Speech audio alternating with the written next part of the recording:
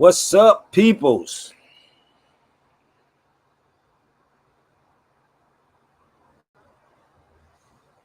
Damn, boy, I'll be having content for days. Content for days. She's in the room, having her own little. She's in her own little world.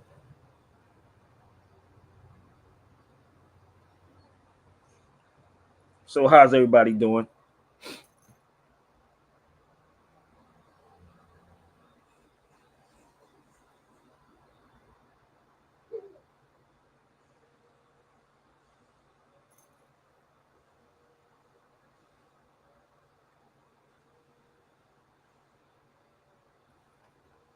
What's up, peoples? Where we at?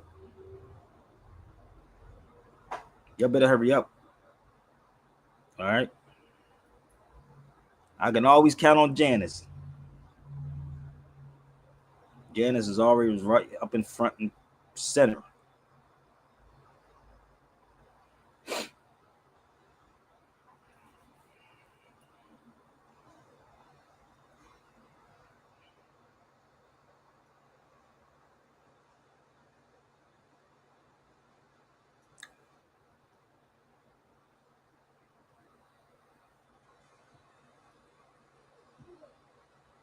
Hey, I'm just sitting up here sharing it out, y'all. So I need y'all to do the same thing. Share it out, okay?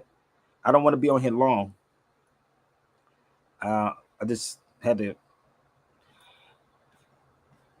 do some daddy duties, man, and I had to cook for my daughter, and let her take a quick nap, and we gonna go out for a little bit. So get in where you fit in. All right.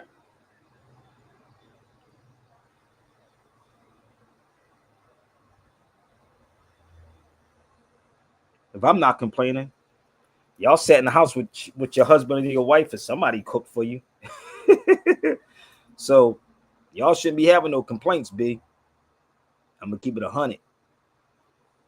So come on, y'all. I see people coming into the on the gram. Come on, y'all, on the gram. Let's go.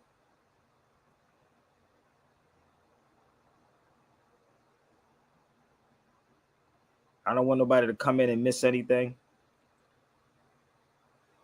Okay. Welcome to the evening therapy session with your brother Sabir Bey. I welcome y'all all. I welcome you all to the cipher. This is not to ask me 25,000 questions, okay? You can ask me 1 or 2 questions, but no arguments back and forth, okay? Because I have a little one, and she's a female and she's rough as hell, bro. That girl is rough. So I'm not going to go through it with grown men. If you don't like what I'm saying, it's your time to turn the channel off, because I may say some stuff that truly may upset a lot of you people. May really upset a lot of you people. So what's up, peoples? Come on, y'all. Who wants? So, Azim Shabazz, salam alaikum, brother. How are you? So what we're gonna do is get this thing started. Like I said, I just took a quick nap with my daughter. I had to feed her.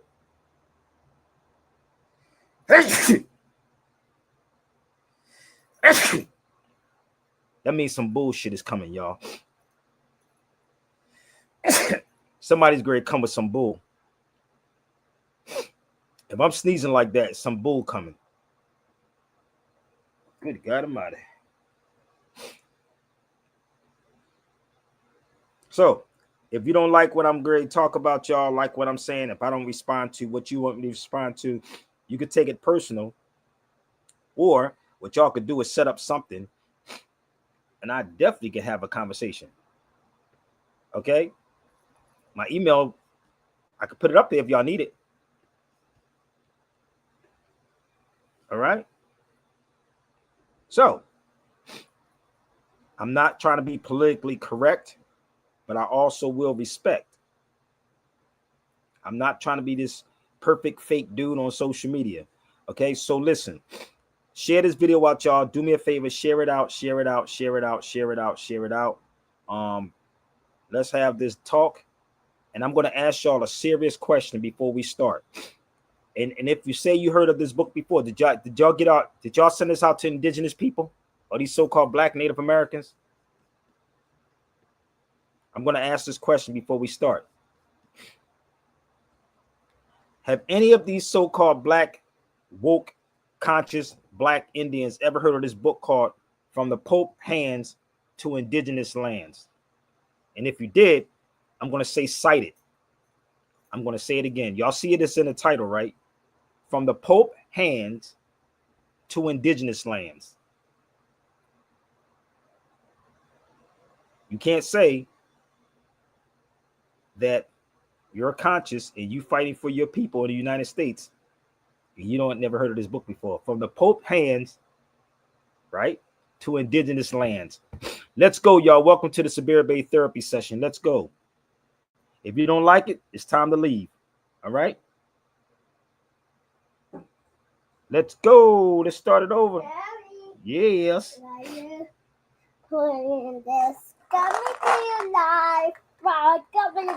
Boy, I'm trying to tell you, she tried to get you every time. She got these vegan jelly beans. I mean, not jelly beans.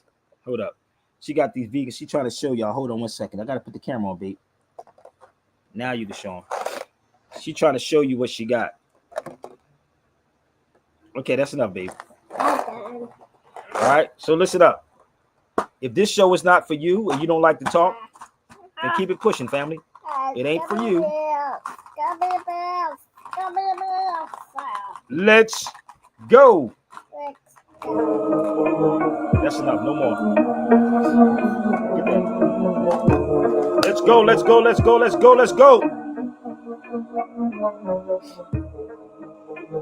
Have you ever heard of that book before? Let's post it up. I want to know. 1492, you came upon the shores. 700 years, educated by the Moors. And don't try to, you can't find this track online, y'all. Don't try to find this track online because you can't. Let's go. Shout out to my brother Son One from the Temple of Hip Hop. Let's go. How many people saw this book before? Share it out. Share it out. Share it out.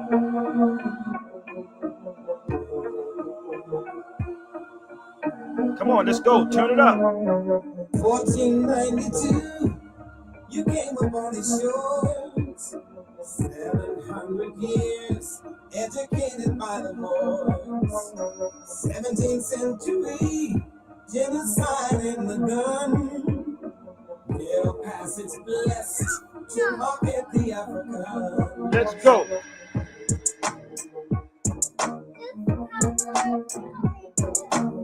This is the last one. No more. Stop. I don't want your teeth falling out. Come on, y'all. Let's share it out. Let's go. I'm off the top, baby. Off the top. Don't try to copy. Just reach out, baby. Reach out.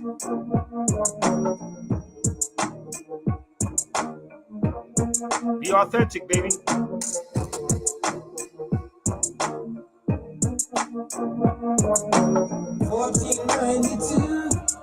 You came upon the shores. 700 years, educated by the Moors. 17th century, genocide in the gun. Their passage blessed to market the African. Educated by the Moors, baby.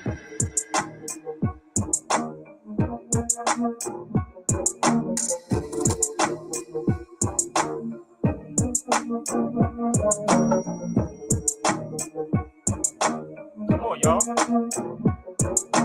Hit the link. Come on.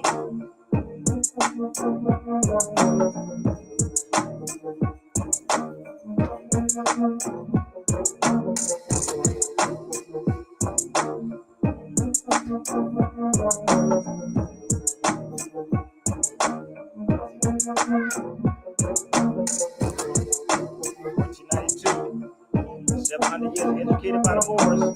1492, you came upon the shores. 700 years educated by the Moors. 17th century, genocide in the gun. Their passage blessed to market the African.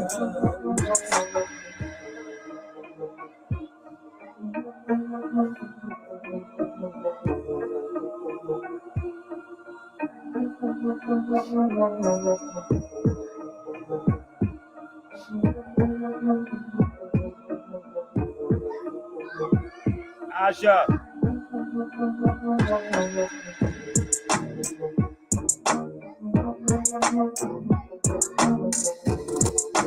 Oh, where everybody at?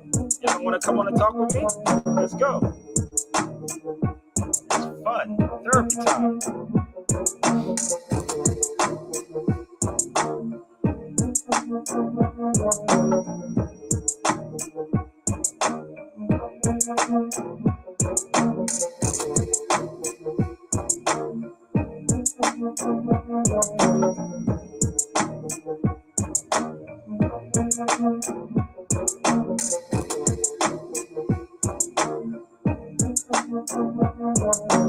1492, you came upon the shores. 700 years educated by the Moors.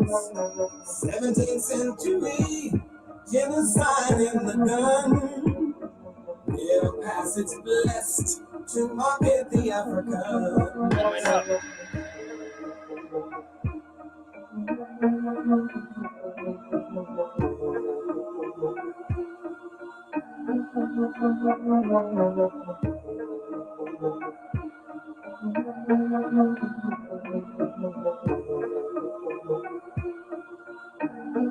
Stand the man.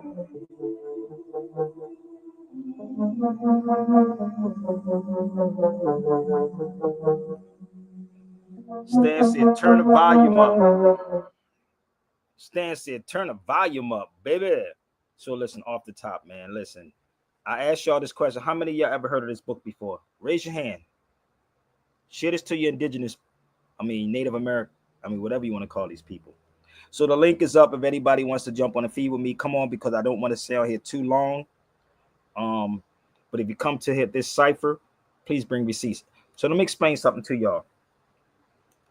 This book is 72 pages. You can go to Amazon and get it. I just try to send it to Dre. Dre, what up, bro? Peace. What's up, Shabir? Dre said they not trying to let me get the book. I just try to send it to Dre. They ain't letting me get that book, man. For some reason. So, how much you say it was on Amazon, brother? Let these people that think everything's supposed to be free go to Amazon and buy it off the white man. Yeah, it's I think $65. $65? Well, let me turn my camera on. Did you hear that? Did y'all your conscious people? God G, did you hear that too? I'm talking to him too. So yeah, how much was it again? It's $65. Now you can really talk about Doctrine of Discovery. Doctrine of Discovery.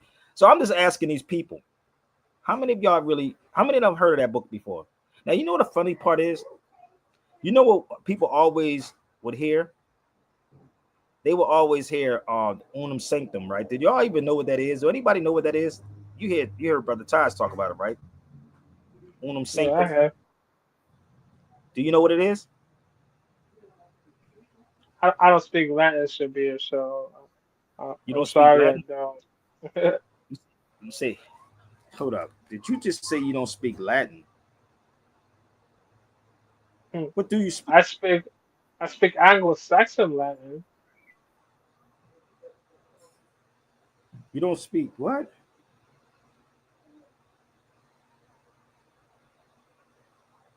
Hold up. You don't speak Latin, right? Anybody else speak Latin on here? I speak hip hop, so let's do this. I don't speak Swedish, but we speak hip-hop. I don't speak Spanish, but we speak hip-hop. I don't speak Japanese, but we speak hip-hop. I don't speak French, but yo, we speak hip-hop. Stand by my culture, proud, singing the praises loud. Hip-hop. 1 och 2, 1 och 2 apapasi på micken, ingenting som du kan ändra på. Ut med det nya, in med det gamla, men snabba på, ta mig fram på svenska. I Brooklyn var vi snackar samma språk. Rappar med gubbar i samma ålder som mamma, pappa på 15 år. Jag lärde dem som rappar till 15 år och rappar. Inga konstigheter, lägger det babba, babba, ha, ha, ha. Och du blir imponerad som en mata. ¿Quieres un hip hop? Si quieres mi respuesta es un poco de hip, un poco de hop. Es una bella mezcla, aunque para algunos chicos de hoy en día solo es rap. Para muchos todavía es una forma de pensar. Hip hop es orgullo, es el murmullo del barrio explícito. Ritmo negro revolucionario, es el funk, el rock, es el reggae y el jazz. Es cultura de culturas, música de músicas, flash. I don't speak Swedish, but he speak hip hop. I don't speak Spanish, but he speak hip hop. I don't speak Japanese, but he speak hip hop. I don't speak French, but yo, he speak hip hop. Stand by my culture, proud, singing the praises loud. Detから耳、あとはフィーリング、浜の BB、H や JP、メディア金で回るレディオ TV、世界が舞うジャップのデリバリーに、時空超えリンク、地球のスイーシン、1割リスペクト、9割ディス、売れ線は、所詮は、言葉の壁越えたゼロ線は。Connection, junction, fatal connection. On parle hip-hop, la rime du bled décensé. Sans sou chez nous, on parle souris, sans souci. On parle slang, et ma grammaire est en souci. Connection, junction, fatal connection. On le sent dans mon accent, je représente ma nation. Interdit, please, je crache hardcore africain. On s'entend, oui, des politiques et interdits. I don't speak Swedish, but he speak hip hop. I don't speak Spanish, but he speak hip hop. I don't speak Japanese, but he speak hip hop. I don't speak French, but yo, he speak hip hop. Stand by my culture, proud, singing the praises loud. He speak hip hop. Flashes on the beatbox going, KRS is on the microphone flowing. We came here tonight to start showing hip hop. In case you not knowing, speaking it, living it, seeking it, giving it. I've been in it, Grandmaster Flash still spinning it, hipping it, hopping it, flipping it, dropping it. Ain't no stopping it. Chris is winning it, popping it, rocking it. That pop, we not with it. Let me show you how global hip hop can get. The topic is hip hop and its ability to drop knowledge on top of kids. The topic is living positive. Murder in prison, that just ain't the prerogative. We gotta live and grow like a treetop. There's 5 countries here, but we speak hip hop. I don't speak Swedish, but he speak hip hop. I don't speak Spanish, but he speak hip hop. I don't speak Japanese, but he speak hip hop. I don't speak French, but yo, he speak hip hop. Stand by my culture, proud, singing the praises loud. He speak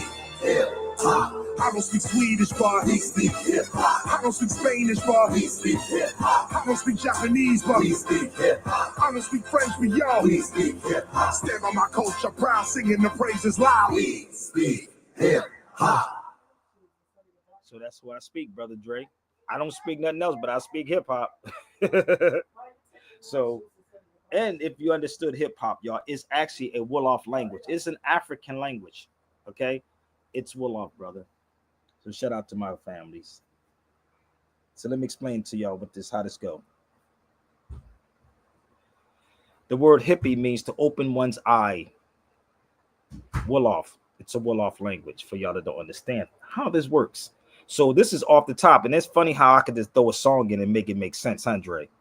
So everybody speaks about. Have you noticed how quiet they get when I ask them to have they ever heard of that book before? Now they're going to find it. Is somebody going to see somebody speak about the book and they say, "Well, yeah, brother, I'm going to tell you about from the Pope hands to the indigenous lands." But you can tell me about the Unum Sanctum. But anybody ever look up the Unum Sanctum? One God, one faith, one spiritual authority. What that sound like? Some Americans say one God. It's something I mean, Americans this say. Unum Sanctum, right? And that's what they talk about, the Unum Sanctum, right? I'm just throwing it out there. Everything has, it's funny. This stuff is really starting to be crazy, right? One God, one faith, one spiritual authority. Where did they get all of this information from? So I'm going to ask y'all this question. Have any of these people ever showed you what they hear all the time, the Unum Sanctum? I address a lot of issues when I feel like addressing them, brother. I'm gonna be real with you. I hear people talk about this all the time. Unum Sanctum, Unum Sanctum, Unum Sanctum. But nobody never showed you what it was. So let me ask these people this question, because I know a lot of people are going to say something when I get off of here. They're going to tell you, well, brother, why you ain't bringing this up in such and such? Have you ever looked up unum sanctum. Or y'all just heard people talk about it. Yeah, the one God, one faith, one authority sounds like God. There's no one but Allah, and Muhammad is his prophet, something like that. It's what's on my ring. La ilaha illallah, Muhammad Rasulullah. There's no God but Allah, and Muhammad is the messenger of Allah. That's what it says on my ring. It sounds like they're doing it. This is why, let me tell you, shout out to my sister Angie again, right? We had this conversation, right? And you know how I told y'all before, she said people, it's like they say in Hollywood, a person is hard to deal with, work with. That's me. And even amongst the Moors, I just had a conversation with my brother, and I gotta be transparent with y'all, man. I'm gonna be real. Maybe I'm wrong. I gotta do this, man. I gotta put this out. And I don't really put like battling with our people out here, but I'm gonna do it anyway. I'm letting y'all know just in case. I give heads up. So there was a conversation before we start with my brother Abdullah Bey. I was supposed to been on Abdullah's page, right? I was supposed to have been on Abdullah's show on Monday. Abdullah Bey does etymology classes, right? And some people say he's not charismatic enough. That's what they say. It's not me. So I called Abdullah a while ago, and then he called me today to see what I was going to talk about. I said, in my brain, I said, majority of the things that I'm going to talk about is going to upset a lot of Moors and a lot of these people. So I have to be this way, bro. I got to tell the story. I've known Abdullah for a long time, and maybe y'all can tell me, because I have to put it out to the public if I'm wrong or not. I told Abdullah that, because just in case he try to say, well, Sabir thinks this and thinks that, I'm just putting it out here so y'all can know the difference. So I won't hear nothing else. I'm letting y'all know the conversation. And I told my brother Lance this when I got off the phone. I told Abdullah, I was joking. It had an event, and this past weekend, and the event was international law. Now, y'all know I've been overseas, and I studied law for almost 25, 30 years almost, right? Many of them, human rights, you name it. So I was having a conversation with, this is the therapy session, remember that. So, and these are my confessions. So I'm on the phone with Abdullah, and I said, Abdullah, you didn't hear what I said to you. This is what I'm telling Abdullah, right? I'm going back and forth with Abdullah, and I'm saying, you're not acknowledging what I'm saying to you. So I said, Abdullah, I didn't really want to come on any of that. I just was saying to you, because you're calling me, I'm not calling you. I don't need to be on your show. My platform is not your platform. My platform is a little different, and it's more global. And it wasn't ego tripping, but I was kind of pissed because 1 minute you telling me that this is that and this is that. So I'm on the phone, and just bear with me, y'all, because I know he's watching. And if he's not watching, I hope he's watching, just in case. And I'm on the phone with him, and I'm like, Abdullah, you are a powerful person. Use your power, bro. He don't know how to use his power. And I'm sitting on the phone with him because he had an event. I said, why you ain't call me, Abdullah? Because I've been around the world. You could have just asked my opinion about something. I've been to almost all of these countries, right? Why you ain't call me? He said, I didn't have the power to do that. When I brought him to Louisville, Kentucky, right? You think I had the power to actually get him paid and Taj paid? I'm asking you, Dre, and I'm asking y'all. Nah, the guy who was paying people is the one who had the power to pay people. No, but my point is, I brought him, even though it was only supposed to be KRS-One and I. KRS-One and I took Abdullah to go get paid in Taj, but they caught the bus. When we did the Triple Light tour, I said this to Abdullah. All these things I'm sharing so y'all won't think I'm making it up just in case he say something. It was only supposed to be Taj night.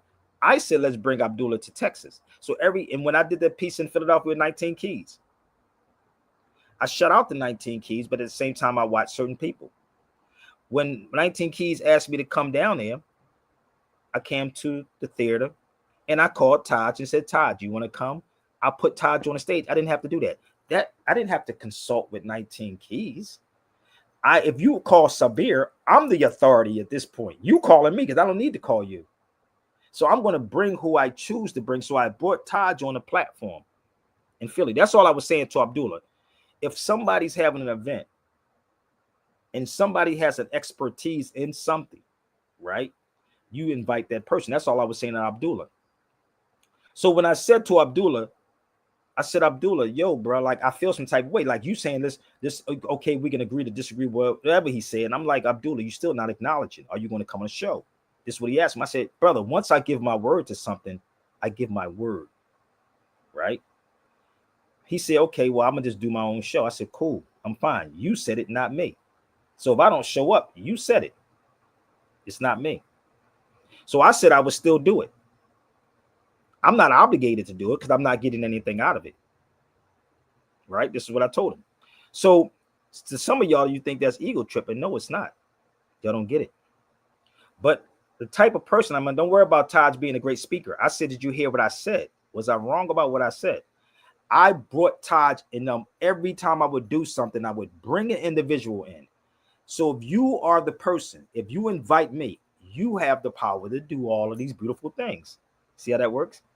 So I understand that some people do things because they want to be the head of something. I don't want to, let me tell you something. I don't want to be the head of nothing. Just my household, bro. That's it. I don't want to be no leader. I don't want to be nothing. But I did say to Abdullah, what I would say would probably upset you and the rest of these Moors keep talking about this is El Marak. And it's not. So we was on the phone and I was like, disrespect, brother. Disrespect. That's all I asked for is respect, brother, and peace. So every time something would go on, I would contact Brother Taj or I'll contact Abdullah. They can't say I haven't. And every time they was coming, they got paid. So if I don't show up on Monday, y'all just remember, I told my brother Lance, I may just pop up because I said, man, the hell with it, man. I don't have to go on nobody's show, bro, because your platform is not big enough for that. Trust me. It's truly not. So I'm thinking about it. It's not a person that's out here in this conscious community that can't say that I didn't look out for them. And at the same time, they don't do the same thing. That goes for Wesley Muhammad too. Nobody's off limits to me. None of them is off limits. If you don't like it, this is the therapy. They can jump on the feed with me. So I would tear down this whole unum sanctum that y'all always hear, but you never seen. Do you follow me? You heard of this, but you never saw it. This is the difference between someone showing you something who's been in a lot of places. And this is all I was sharing with Abdullah. I'm not saying everybody, all the stuff over there is right or whatever. I'm not even saying that part. Damn, dude, let's have a balance in something. If you're going to have shit hop, let's have real hip hop. You know what I mean? We had an NWA in a damn, Public Enemy. So come on, B. We got to stop it. And y'all feed into the garbage. How many of y'all right now are sharing this out? How many? How many of y'all sharing it out? Y'all just sitting here waiting for me to say something for free? Let's go. I'm talking these motherfuckers. Okay. Ooh. It's not the vibe. This is where I'm from, baby. This is the every hip hop from. Nice camera action, baby. Let's go. I'm telling you, it's gonna be something. This is where I'm from, baby. One shot deal. Yeah. Okay, now I'm in the spot where I wanna be. Money spent, niggas getting bent, chicks in front of me. Just the way I like it. Funny's turning something. I got a seat up in the cut and I'm burning something. Fruities dance around the nigga and I'm feeling ones. Off the top of the stairs and I'm feeling puns. Plus I'm dolo at the table. I'm fucking with this chick with the fat fatty and the ring up in the navel. Dances around, she struts with the fuck walk. Touches the toes so she can make a butt talk. Do what you gotta do. I ain't attitude, know a lot of famous women seen none as bad as you. You's a real bad girl, a nigga need that. Sipping on your Henny, asking where the weed at. Let's go. Let me put you on to something. You fucking with a big nigga, no frontin'. Yeah. So turn it around, let me see something. Fucking with me, the real is gonna be something. Yeah. I'm talking lights, camera, action. And we singing, I'm sorry, Miss Jackson.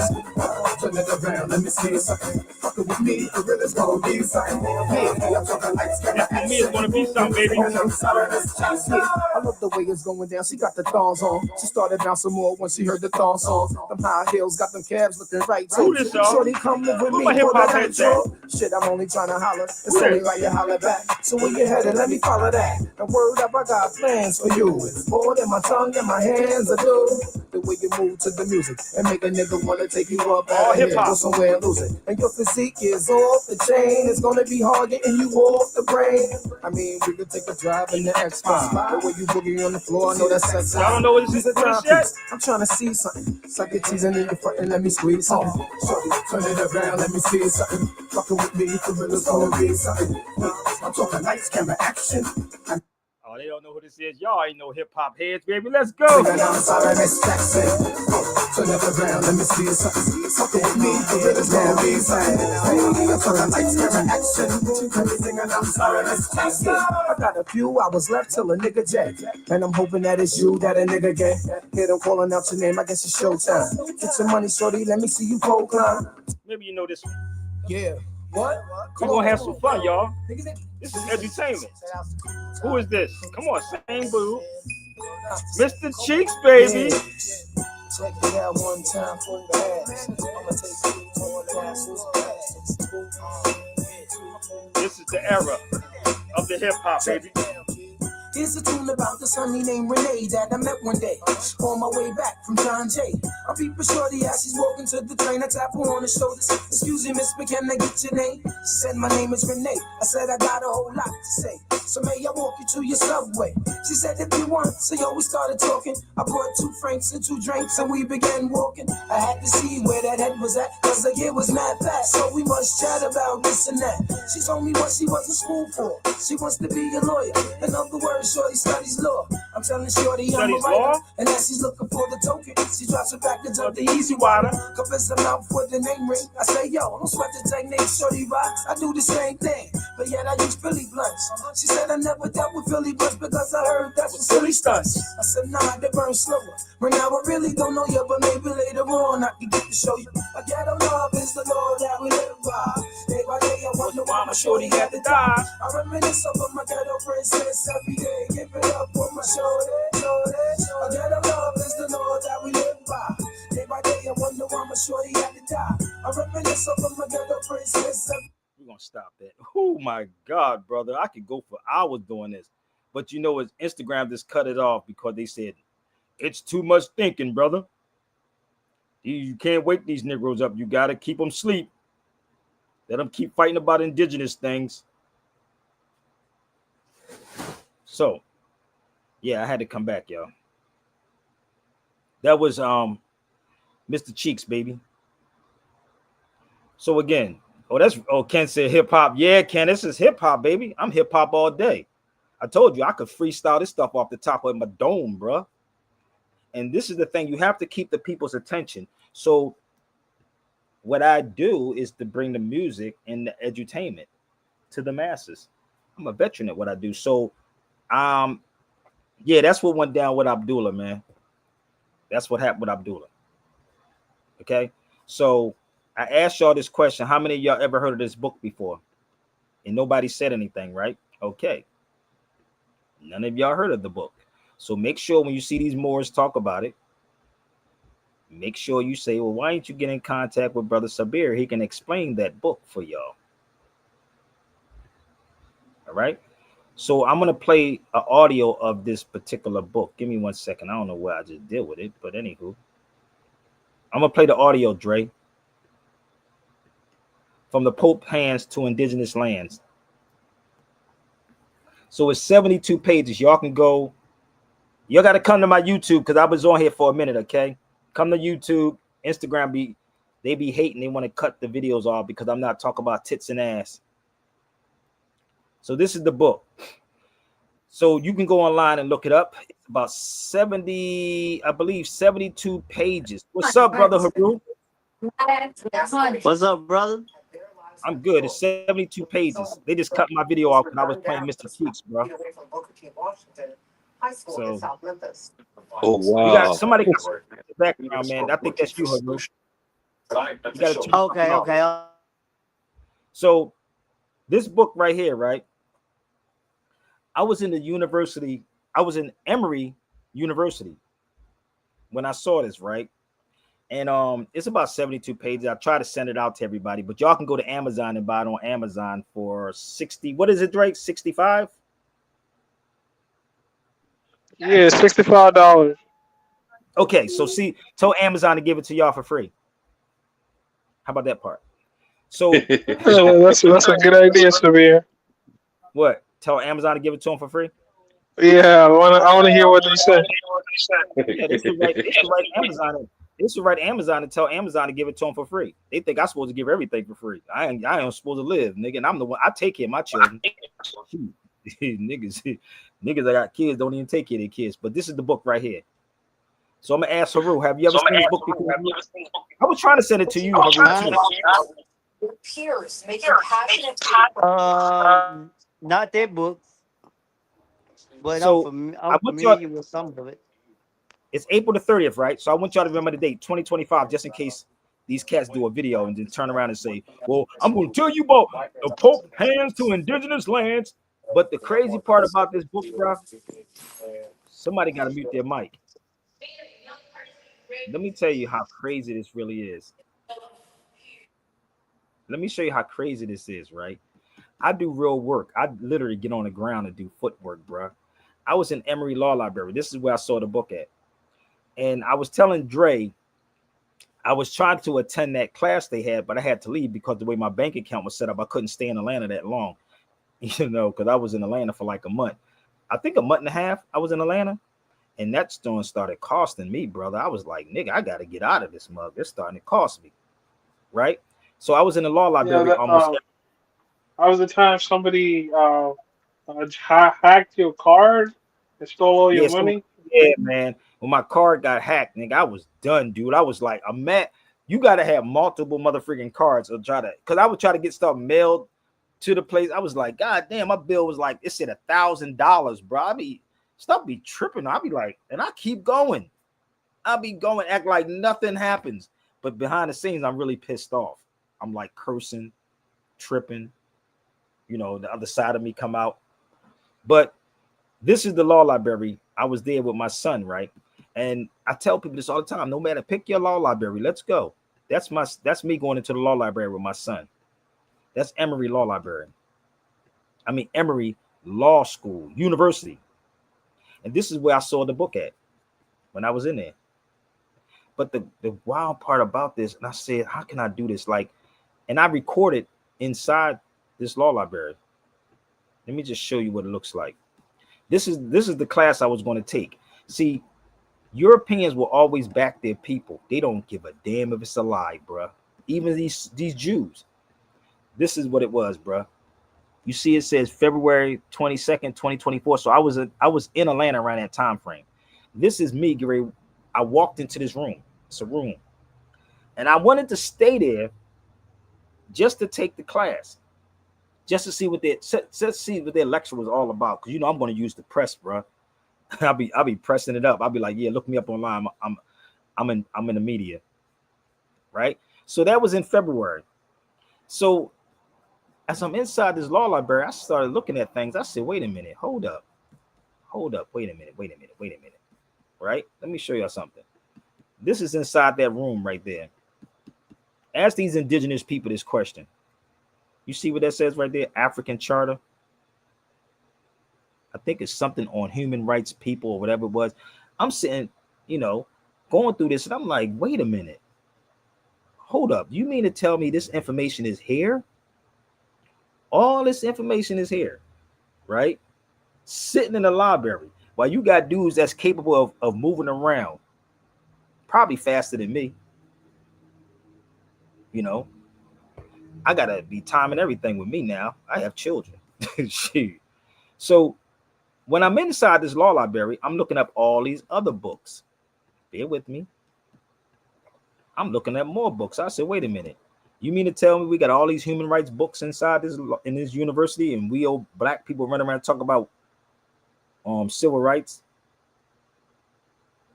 I'm trying to figure it out. Y'all got to help me, bro. That don't make sense.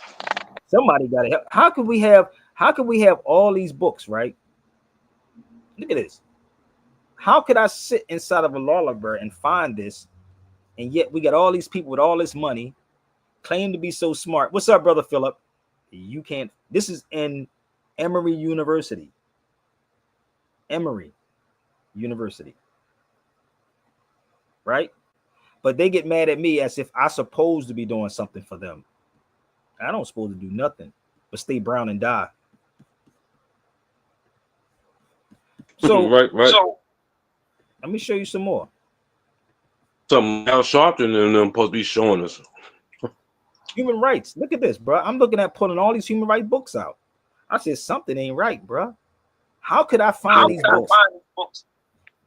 And nobody's talking about this? And you talking about you fighting for freedom? These niggas ain't fighting for freedom, brother. Hold up. It's more of these books. Let me show you some more of these books. Can't make this up, man. This is what Jews study. While y'all worrying about who got drafted on a plantation. Can't make this up. Look at this. Now, the reason why I said this earlier about with Abdullah, right, is because I've been to a lot of countries, and I know it's a lot of stuff I can impart to them. How many people have heard of 7 lectures on human rights?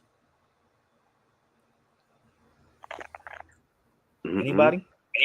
Being Trump ain't sure as that. This is inside of a glass at Emory Law Library. Wait a minute. International human rights. Do you understand why I'm saying what I'm saying and what I said about Abdullah? People get paid. You know, I don't know if y'all know what a lobbyist is. If y'all know what a lobbyist, please somebody get on the feed and tell me. You know what a lobby is, brother? Mm-hmm. You know what a lobby is? Haru, you know what a lobby is, brother Haru? I'm learning about it because I'm still doing the homework that you gave me. So lobbyists get paid. I don't know if you know this or not. They do. They definitely get paid. Researchers get a lot of money too. They get over $100,000 from. I think it started $70,000 to $100,000, right? And I told you God G was going to come back. The nigga that hate my show always come back for something. How do we get international courts of justice to help with this human rights? I don't know, brother. Welcome back. How about this part? Tell him this. I can answer all his questions if he's Zella and PayPal me. How about that part? Non-profit. I do stuff the spiteful, brother. I told you what I did with Abdullah. I test the hell out of everybody. Still to this day, niggas fail all the time. And watch you get in his feelings in 1 minute. You ready? Remember I sneezed earlier? Did y'all hear me sneeze earlier? Yeah, I said some BS is coming, right? Oh, damn, I hate it when I be right. Watch. I can't make this up. And he going to be happy. He going to be happy to type it in. Watch. I can't make this up. He going to type it in.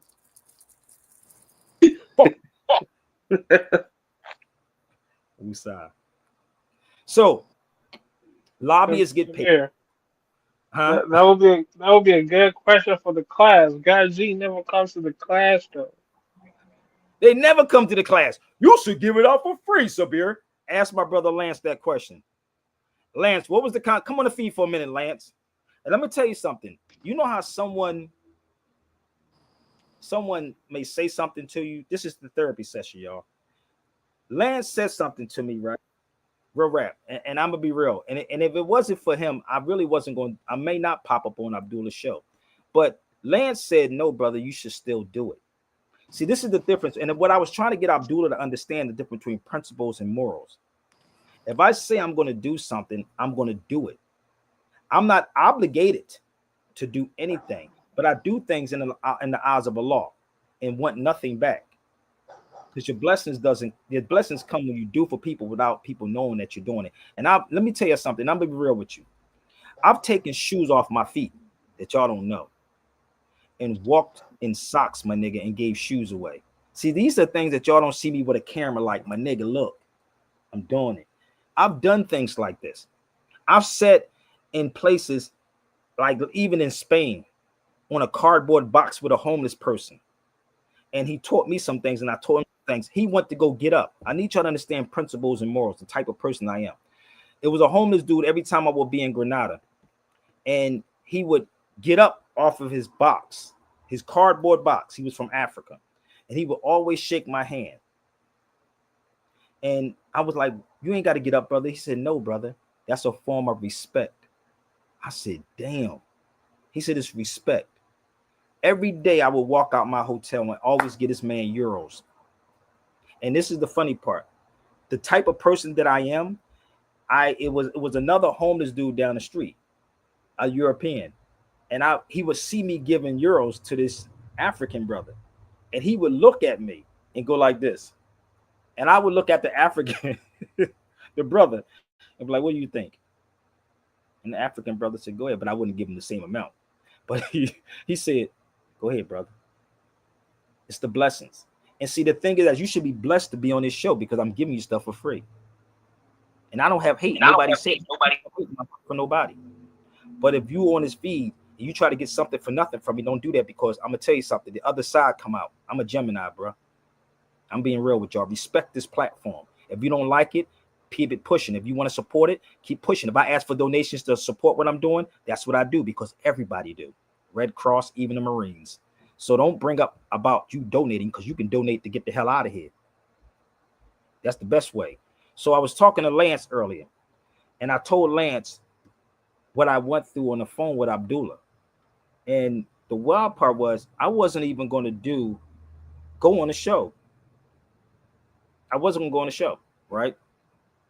And Lance, tell him what you said to me, Lance. I can't, because Lance is all here right there. There you go. He made me think about it. I said, what did I say I'm gonna do, Lance? Yeah, you was like, I don't know if I'm gonna do a show. I don't know if I'm gonna do it. I told him I was. He said he don't want me to do it. He said he didn't want me to do it because he didn't want to accept what I said to him. Yeah. He tried to ignore. You know how somebody try to ignore what you said. And what did I say? I kept telling brother, you got the power to do what you need to do, bro. Yeah. And I understood what you were saying too. You know. But I don't know. Like we said, his inner power, he can't touch that right now. You know. But everybody has that power, brother. Yeah. And the thing is, the only way you're going to do it is to try it. Everything I have ever done, I try. I went overseas. When I first started going overseas by myself, James Smalls thought I was crazy as hell. Where I was at, I wasn't with my husband or wife or whatever y'all want to call it. I was by myself, my nigga, like literally in places that most of y'all probably would never go. I was in Turkey by myself, nigga. I ain't know what was going on. They telling me, watch, I have a contingency plan when I got off the plane. Nigga, I said, nigga, what? Like, then they saw my name and they said, you a Bay. You know where that Bay come from? Like, real rap. My stuff says Sabir Bay. It don't say Sabir Bay on here. Then I got Tommy Smith on something else. No. So when I was going over there, every time I would come back, James Smalls and them thought I was crazy out of my head. They was like, you was over there. Where was you at by yourself? I ain't even gonna lie. I'm from South Philadelphia, y'all. I'd have told you I'd have been shot up the whole 9 yards. I'm in damn Tunis in a neighborhood looked like the Bronx back in the 80s. Allah, if y'all know the Bronx back in the 80s, that's what Tunisia looked like in certain parts. But that's where I was staying at. So when I was doing these things by myself and experiencing these things by myself and to bring these things back to you, right? That's all I was trying to tell Abdullah, Lance. That's all I was trying to tell Abdullah. If I've been somewhere, right, and spent my money, because none of these Moors put up a damn dime. None of these Moors put up a dime. So when I'm in here and I'm like, and I really didn't want to be on that panel, whatever that was that he had, but I was like, Abdullah, let me share this with people. If your people are talking about international law, right? I went to the universities over there. Anybody know? I went to all the universities in Spain. I went to the universities in Morocco. I went to all these universities, law places, and I'm sitting here and got a gang of documents. Look like this. A gang of motherfucking documents, nigga. Like I can pull these things out and to get it translated and to talk with these people. You would think that you would say, yo, let's talk with him for a second. So I looked at it for a minute and I said, Abdul and them don't want this, bro. They want that selling y'all this is El Morocco or this is Morocco. And if I'm coming to say that Morocco is a French word, so it wasn't El Morocco, no matter which way you break that thing down. So it doesn't matter. And you know what I mean? So there was things that I wanted to share with him, and I still might just randomly jump on his show. I don't know. I may or may not. It depends on how I feel, brother. You know, I told you. Yeah, man, go on that show, bro. We Listen, already talked about it, bro. But I'm a Gemini, nigga. I switch up. I may switch. Listen, I used to, when I used to be going to the radio station, right? Lawhead, I used to be on the 405 going out to the radio station, right? My whole attitude, I'll be writing stuff. If I show you notes, you're gonna be like, nigga, I will forget every note that I wrote. By the time I walk in that studio, it's off the top. I can write something down and totally forget about it. Be like, nigga, I ain't gonna do it. I'm gonna freestyle this. You follow me? I'm a freestyle it because I'm coming from the heart. I'm coming from here. Right. You know what I mean? So that's the best way, brother. And most people don't have that. But if people apply it themselves, they can get it. It's already in you. And that's what education is. All you got to do is humble yourself. If you don't know something, you don't know. I say it all the time. I don't know. What I will do is investigate this mug, though. I don't care how long. This is the Maghrib. This is not the Maghrib. You got proof on that? You got proof? Where you get your information from? I keep trying to tell you, you can play these games all day long. You better have some evidence. I'll give you time. I should play Boy George. Time won't give me time. Come on. Bring people. Now, Boy George. Boy George. Time make lovers feel. Hold up. Give me 1 second.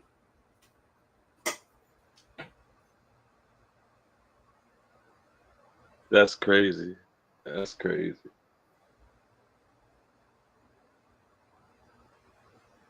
You know what's funny? You know what's funny? This is why I told you. This is why they can't take me because I'm gonna go against everything they're talking about. I'm not putting nothing up online. Oh, well, then if there's a difference, come, holy people, help me out.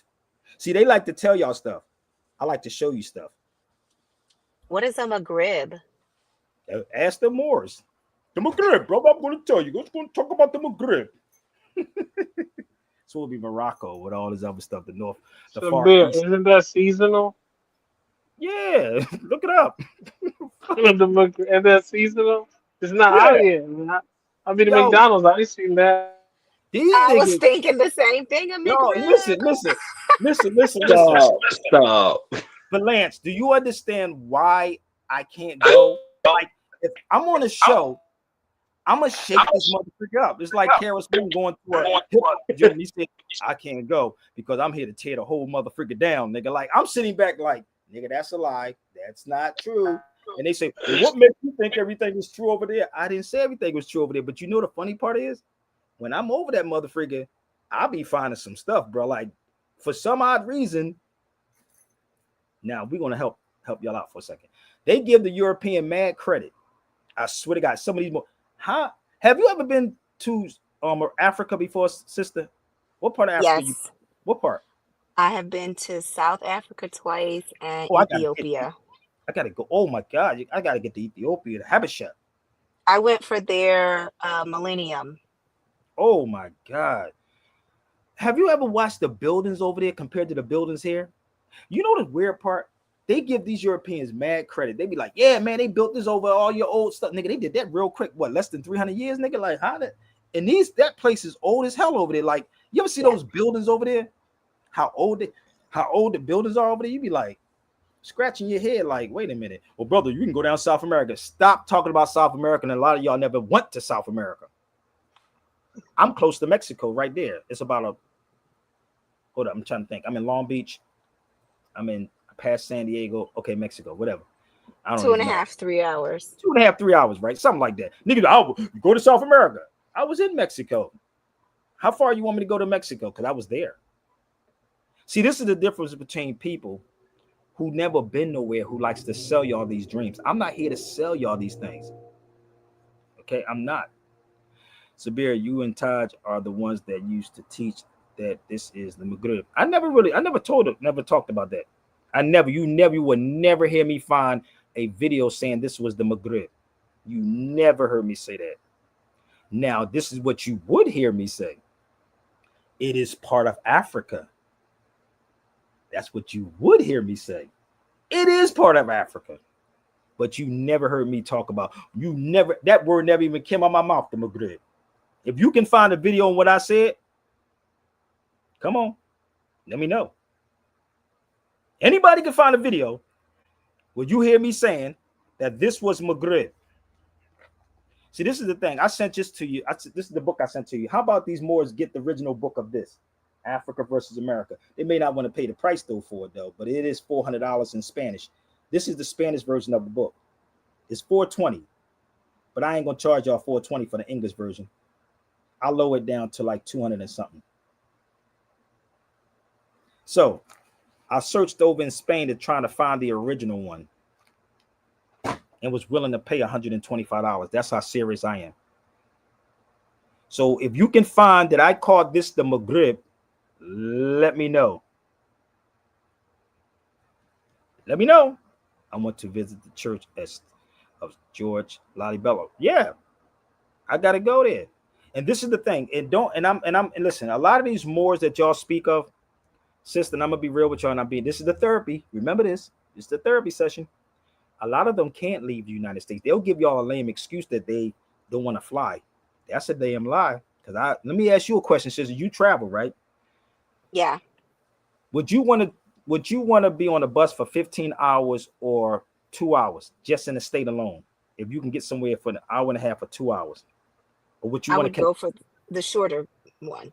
Shorter, right? That means the flight, right? Yeah. Okay, so when people say things, right, and the reason why they don't fly, you niggas don't question nobody, boy, because they can't fly. Let me tell y'all something.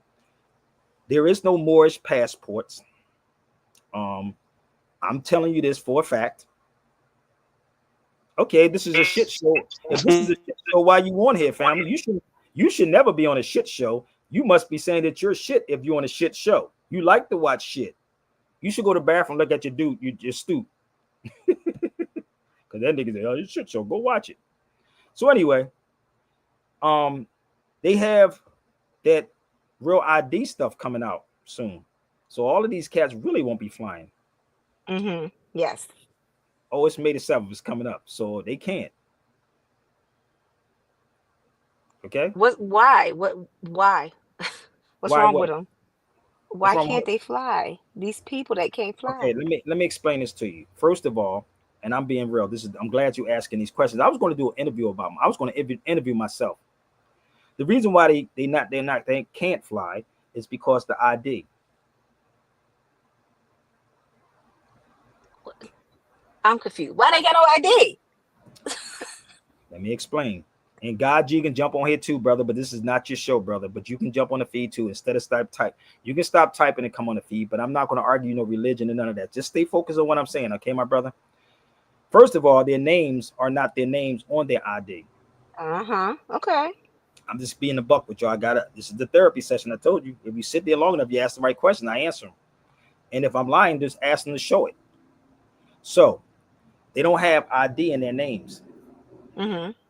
They have different names and different IDs. That's why I said this whole Homeland Security thing that they got great pop off, that Real ID Act, that's gonna shut a lot of niggas down, boy. You can't go in no federal buildings with it.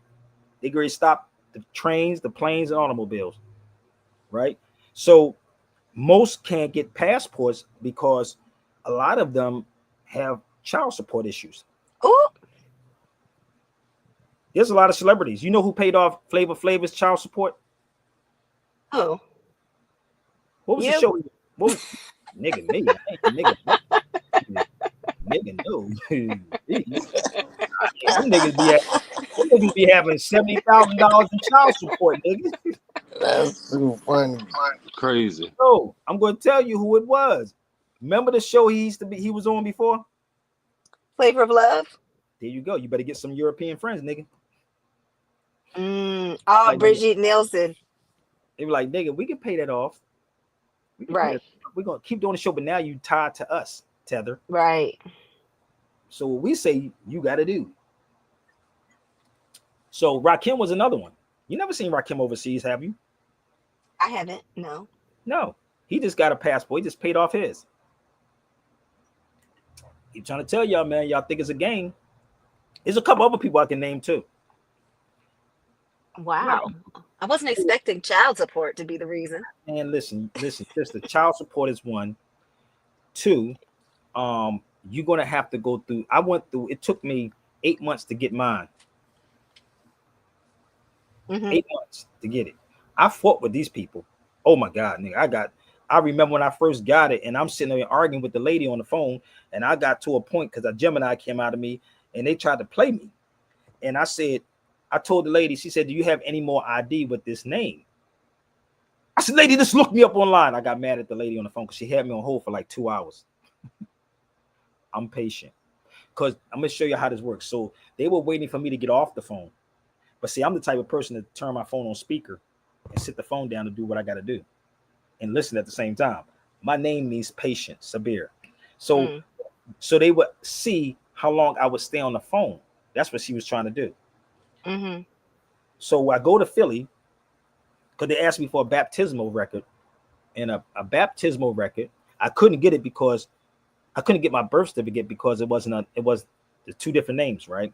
So I had to pay my sister. I sent money to Philadelphia for my sister to go because my sister's the oldest, and my mother and father passed away. So I would have had to go through them. Now, don't do this, Morris. You might get yourself hurt. I'm just giving you. I can walk y'all through it though. So I had to send it to my sister, one of my oldest sisters, so she can get it, and she sent it back to me. That wasn't good enough. It's called the long sheet. Just in case you don't know what that is, called the long sheet. That means it's not disconnected, right? The long sheet. So that wasn't good enough for them. So they said, "Do you have any baptismal records?" Right? I went to Catholic school, Catholic church. My mom baptizes, right? So all this stuff was happening, right, sis? I called my sister again. She's sending that to me now. Baptismal records, right? So I sends that off. They said, "Well, do you have any court records?" Right? This is the weirdest thing ever. They said, "Do you have any court documents?" Right? With this name on it. Bing. Court records, court documents. Bing. Hit me in my head. When I was 15, I took my sister's car and I got a ticket at 15 years old. I got pulled over on my mom's block at 15. So all my records would say Sabir Bay now, right? So when they got me the ticket, it goes back to Sabir Bay at 15 years old. So that's how I did it. So I gave them court records. So that's how I got Sabir Bay put on a passport. I didn't pay. They was trying everything not to give it to you, it seems like. Well, this is the thing, sister, because the thing is very, very hard, and people make it seem like it's easy. And it's very, very hard to do it. Like, seriously. So I tell people that get with me. I can show you how to do it. But it's after 9/11, a lot of stuff kicked off. They made it harder and harder and harder. But and this is what I was trying to tell Abdullah, Lance. If you sat with somebody who went through that, right? This is what I was trying to tell him. If you went through all of that, right? Why not talk to this individual? That's all I was saying to him. That's all. So well, I agree with that. That's all I'm saying. So I'm not here to sell people dreams, brother. What I did is what I did. And how it happened, sister, I was in Philadelphia. This is how crazy this was. I was in Philadelphia and I was going to a Zulu anniversary. I was on Filbert Street. That's where the DMV at. So they said, "Well, could you send a state ID?" I didn't have state ID. Could you send a state ID in, right? And all my stuff says Sabir Bay on it. So I send the state ID, emailed it to them. I forgot, I took a picture there and I sent it. By the time I got back to California, my passport was there. 8 months. Nice. 8 months. I'm going to tell you. March, April, May, June, July, August, September, October. I can remember it like it was yesterday. And it actually is getting ready to expire too this year. So the So do key you have is to go that, through all that again? oh no, no, you know you ain't got to go through that once you do your passport. You just send your old passport in. My passport is beat up. It got stamps ungodly. It's beat up. That's all you got to do is send it in. No, I ain't got to Or go you through could that. just add pages. I didn't know you can do that. Yeah, I have 3 passports. I had to add pages like 3 times to each. You sound like Jay-Z. I got 3 passports. I ain't never going.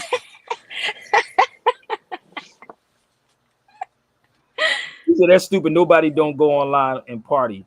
What the hell is nigga talking about? Cause you want to come on and explain yourself, brother? This is the therapy session, brother. Come on, you want to explain yourself?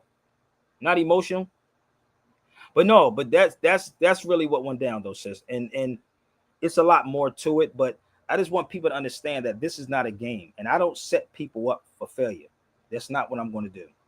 You would never have me attached to anything of discharging debt, UCCs. You ain't going to have me connected to that. You're not. It's not happening. So I would never, put somebody in harm's way that I wouldn't do it myself. So everything I've done on myself. And no, I didn't even pay over $20 for my name correction.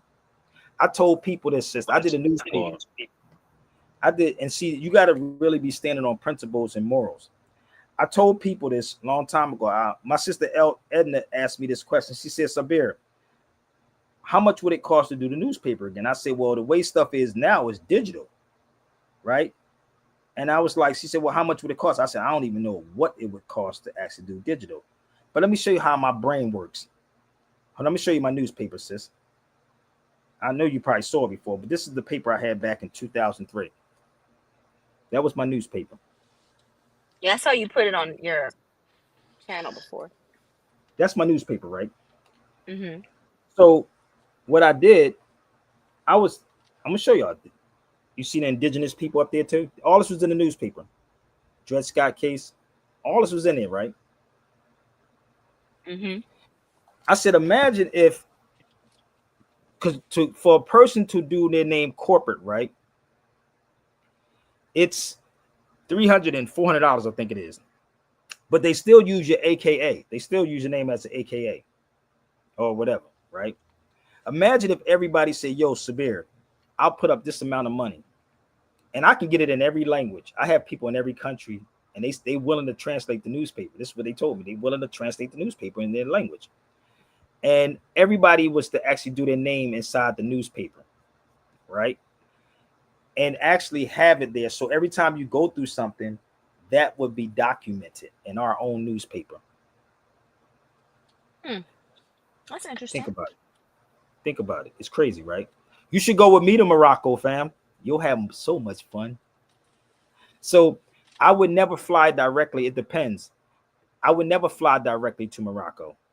See, this is the thing that people don't understand how I move. You can fly into Portugal, and from Portugal, go into Morocco, or go into Spain, and then go into Morocco. But you will have to go down to Tarifa. Nigga, what's Tarifa? And catch a ferry over about 45 minutes. Or 45-minute ferry ride over to Tarifa. From Tarifa to Morocco. That's Tangiers. So you can holler at me. I can show you how to do it. But we can ready to start doing some other stuff. I'm going to do a 1492 tour in a minute. 1492 tour. Just bear with me. We just came back from Portugal. We was in Morocco in August, I think. Then I went back to Portugal in November. Where ancient stones whisper tales of a bygone era, lies a legacy waiting to be rediscovered. Begin in Barcelona, where Gaudi's architectural wonders stand as a testament to the Moorish influence. Uncover the secrets of the Black Madonna, a symbol of mystery and devotion. Journey to Seville, where the Grand Cathedral and Alcazar echo tales of sultans and kings. Feel the pulse of a city where Moorish heartbeats once resonated. In Granada, the majestic Alhambra awaits. A pinnacle of Moorish artistry, every corner of this fortress tells a story of love, power, and ambition. From the sun-kissed shores of Malaga to the cultural melting pot of Madrid, the journey unravels the rich tapestry of Spain's Moorish past. And guiding you through this odyssey is none other than Sabir Bey, the traveling Moor. With his unparalleled insights, dive deep into tales that textbooks seldom tell. The Truth Tour is not just a journey across cities, it's a voyage through time. A chance to walk in the footsteps of legends, to see history through a new lens, and to be part of a story that's still being written. Limited spots, exclusive insights, a journey of a lifetime awaits. Will you be part of this epic tale? That's in Cordoba. But This AI when you tool. go to these places, right, and you see these things, man, it'll blow your freaking mind, big. It expand your mind, like to go see these things, and then on one end you're on this side studying it, and now you go over there to study it.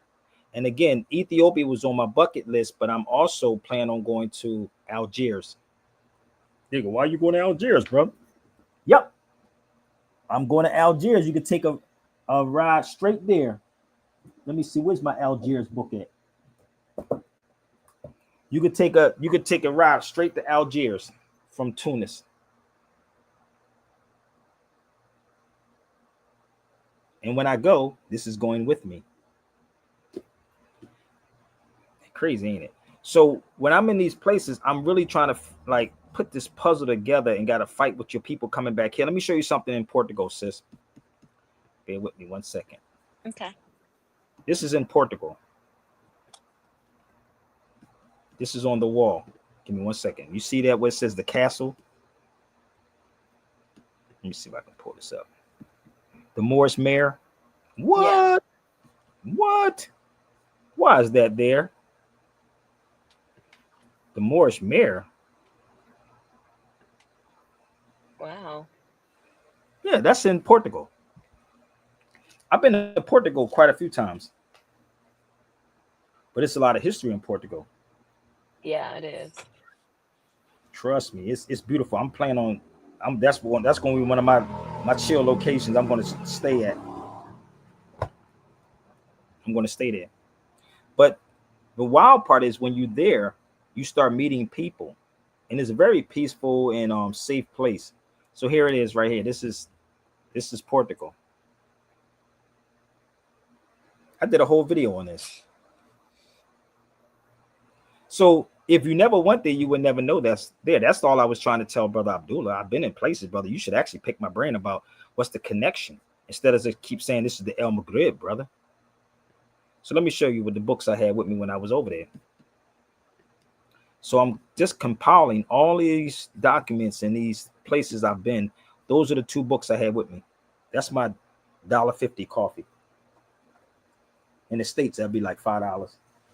And that's real coffee. You must have a luggage of just books. Yo, let me tell you how crazy this was. When I first started going there, right? The dude, you know, when you're going through customs, it's crazy, right? So I don't let my books don't leave my sight. Never leave my sight. As I'm going through, like I'll put the books on the rack and they would, they would see it. So the dude said, "Are you a professor or something?" Like nigga, you pulling out books on Moors, books on Spain, books on Portugal. Like they don't do it no more because the weird part is they know me now. Like when I go through customs in Portugal, I don't know what it is about me. They remember all the books. Hey, Sabir, like they'll wave at me. They'll be like, "Hey, Sabir," like because I'm always over there, right? So they was, "Hey, Sabir," like the custom dudes be like, "Yo, nigga," like I said, is it a look that I have? And I know it's the locks and you know what I mean? Like, because this is the thing, but a lot of us don't go to these particular places. That's number one. We don't go to those places. So when they see a person, and because in reality, Portugal is like a melting pot. You think California is one, but Portugal is a melting pot, straight up. Turkey, melting pot, right? So as I'm going through, they always be like, "Hey, hey, are you back?" So because when you go through your passport, they can actually see. Y'all may not see what they see. All the stuff. They see, right? They'll go through your pages and see how many times you've been here and how what I mean. Like they would tell. And sometimes they see if you've gone somewhere to a place where they have conflict with and you have issues getting in there. Let me freaking tell you that story right there, sisters. You heard what she said, Lance? Let me tell you what she just said. If I was in a Muslim country, right, and I left to go to Israel, they wouldn't let me in. That's when we had issues. When I went to Israel, I had so many problems because we had gone to Dubai before that. See? Yeah. So this is what people don't understand when you're traveling. Like it's real Mm-hmm. rap. So I'm in Morocco talking to the people. They said it was some people from Israel in Morocco. So they looked at me. They said, "No, we got you though. Just take my number down. I got you if you come there, right?" And I'm like, they said, first of all, my name, Sabir Dubey. I'm in Morocco or I'm in Tunis. I'm in these places, right? So they'll look at it and say, they'll see. Like you said, they won't let you in. Oh, he in Nope. Turkey. Nigga, what? Like, Yeah. because Or they take you in and I that had back room and they question you. like a motherfucker, like a Mm-hmm. mug. So I haven't been in that room yet, but I've been when I first went to Morocco, they asked me about my name. They pulled me Mm-hmm. to the side. These niggas ain't gonna let me in. But no, this is the crazy part about this. They kept looking at me, and I didn't understand what he was talking about. It was one name Abdullah and one name was Muhammad. And the dude pulled me to the side. He was like, "Where's your father from?" I said, "What do you mean?" He said, "Where's your father from?" I said, "He's from the States." He said, "No, where your father's from?" Because the Bay. Yeah. So I didn't know that because the Bays is what we were using. We was not using Muhammad's. It was Bays. The Bays was the biggest things. Mm-hmm. The Bays. They come out of Tunis and Turkey. So they wanted to know if they had to protect me. They didn't know Wow. who I was, if I was royalty or not. You follow me? That's the story. They didn't know. So when I was leaving, Muhammad and Abdullah wrote their numbers down, said, "You need anything, give us a call." Nice. But This is yeah, what they people will don't get you for your understand. name. They will get you for your name. And I'm Mm-hmm. trying to tell people, this ain't something that's Sabir. I was going by myself at the time. This is not something that I'm making up. And you would think, like Phil Valentine said, you would think that these cats will want to hear this, but they don't, because what happened, they have to keep trying to sell you these pipe dreams. You don't understand the ups and downs I went through these places. I'm sitting in Morocco, probably the third time I was there. Who the hell takes a Final Call newspaper into a Muslim country and sit there with a bunch of Muslims you don't even know? And I'm talking, Uh-uh. this is around a rap. This is the time that Nipsey passed away. Mm. Nipsey passed away at this time. And Nipsey was on the front page of the Final Call. Y'all can look it up. I'm sitting inside this restaurant and inside this carpet place. And you, first of all, and this is why it's mandatory for us to learn languages. Nigga, they were saying some stuff. You can't say no. They give you Moroccan tea, whatever. I'm looking at the tea, nigga, like, they Muslims, but I'm looking at the tea, and at the same time looking at the window, because every time I'm gonna jump out a window, nigga, I'm sorry, this is just me. Like, I'm seeing how far I'm from the. I'm by myself, so Yeah. I'm looking at the window, right? I'm playing it off. I'm going to the window, see how far the drop is, and shit. Like, I'm coming back, sitting like, Mm-hmm. yeah. So I gets in there, and I'm talking about Farrakhan. The older Muslim didn't even know who Farrakhan was. I said, "Oh, he's elder. He's such and such and such."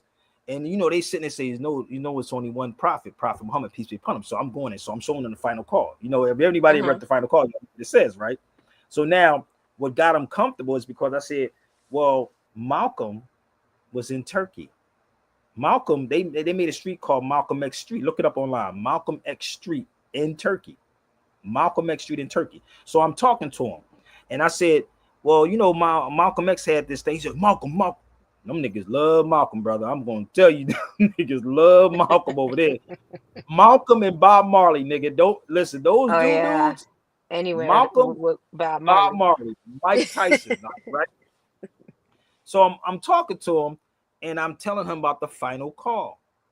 And I said the Final Call was the Final Call, right? That was the Final Call. But it was called the Muhammad Speaks before the Final Call. Y'all didn't know that? Malcolm started the Muhammad Speaks. The Final Call came later. See, y'all don't know the history behind what I'm telling you. This is the reality. So I'm sitting Mm-hmm. there with a bunch of Muslims, young Muslims, old Muslims, and they all in this carpet place, and they're asking me about my name. They asked me, "Do you speak Arabic?" I said, "No, I was born in the dumb states." I would joke with them. So they'd be like, "You know what your name means?" "Yeah, I know what my name means." In Sebek, it means the opener. Saba or Tagitsu is Sabir too in Amharic. So Saba, Spanish, One is Sabir, Arabic, and to know, the opener of the way, and to be patient. So I'm going through my whole name in the languages. So now they sitting there puzzled. What do you teach in the States? I'm telling you, if I had a camera crew with me, it'd be funny as hell. So I'm comfortable now.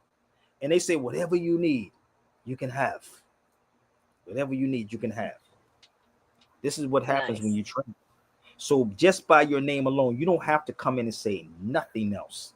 Yeah. Your name, that energy right there, that energy, they can tell if a person has been colonized by the European or not been colonized. I don't go there, sit and shake and parties, bro. I'm being 100 with y'all. I told you before, I need to have a vacation. But when I'm pulling out books on my backpack, sitting inside a Muslim country, and I'm like, yeah, but you know, I'm a Moor.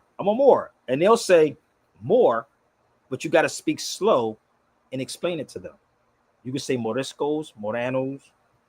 In Spanish, you can say Morisco. They're called little Moors. Right? So you have to know the history.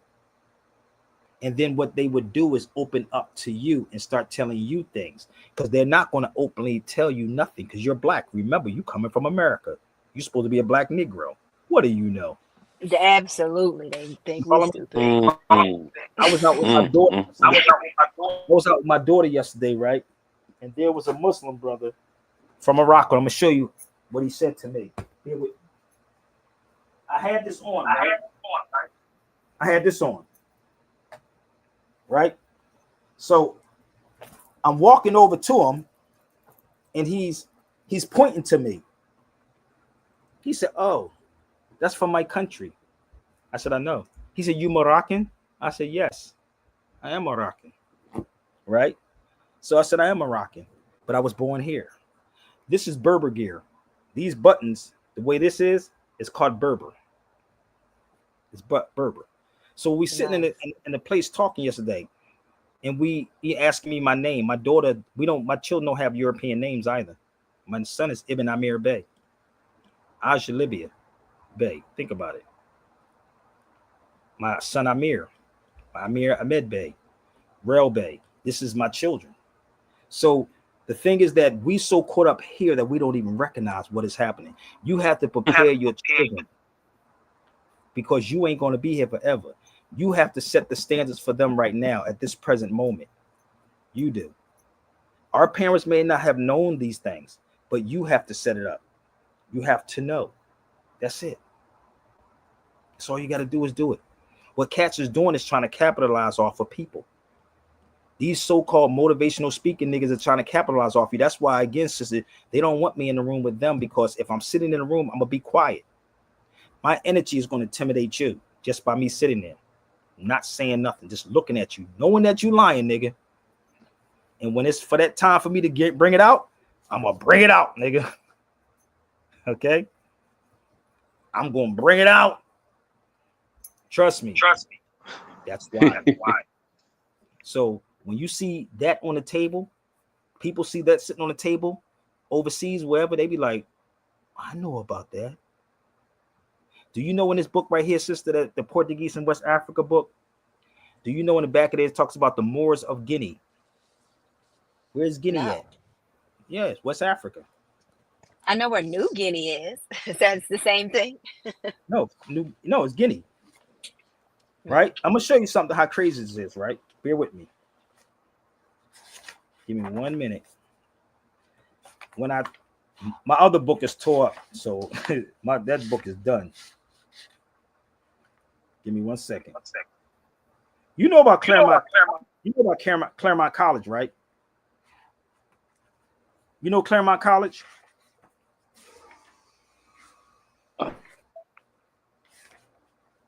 Is she still on the line? Who's from California?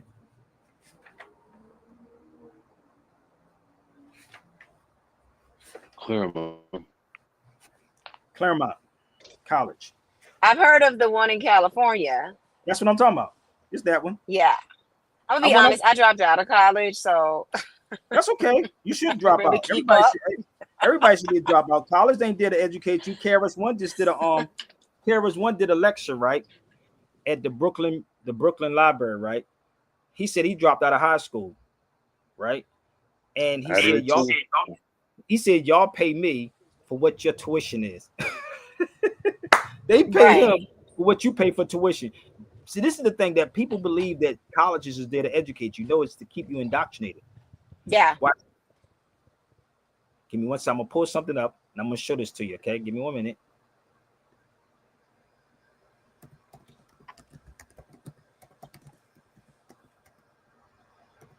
Give me 1 second.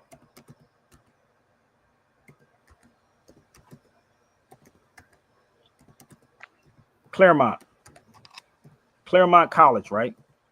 I went up Mm-hmm. there. I went up to Claremont College, right? Hold on, here you go. See, this is what I love to show. Give me 1 minute. When I walk through there, I'm talking to every student that's in Claremont. Have you ever seen this before in Claremont Scholarship? The Moors of West Africa and the beginning of the Portuguese slave trade.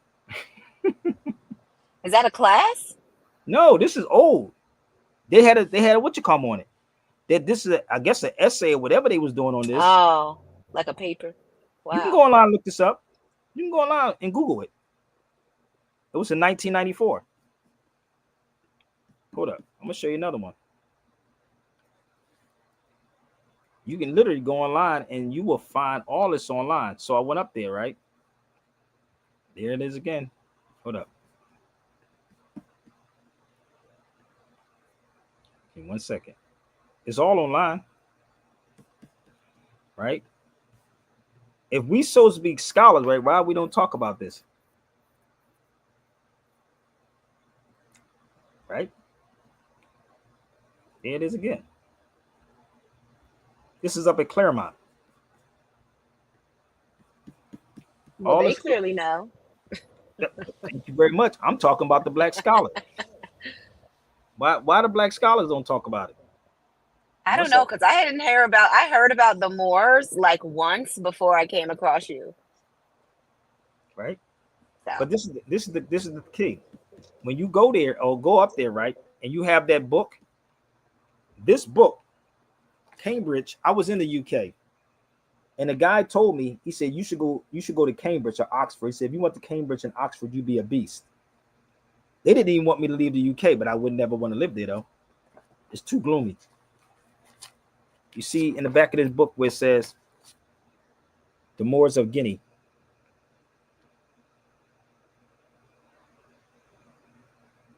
That says the Moors of Guinea, right? yes.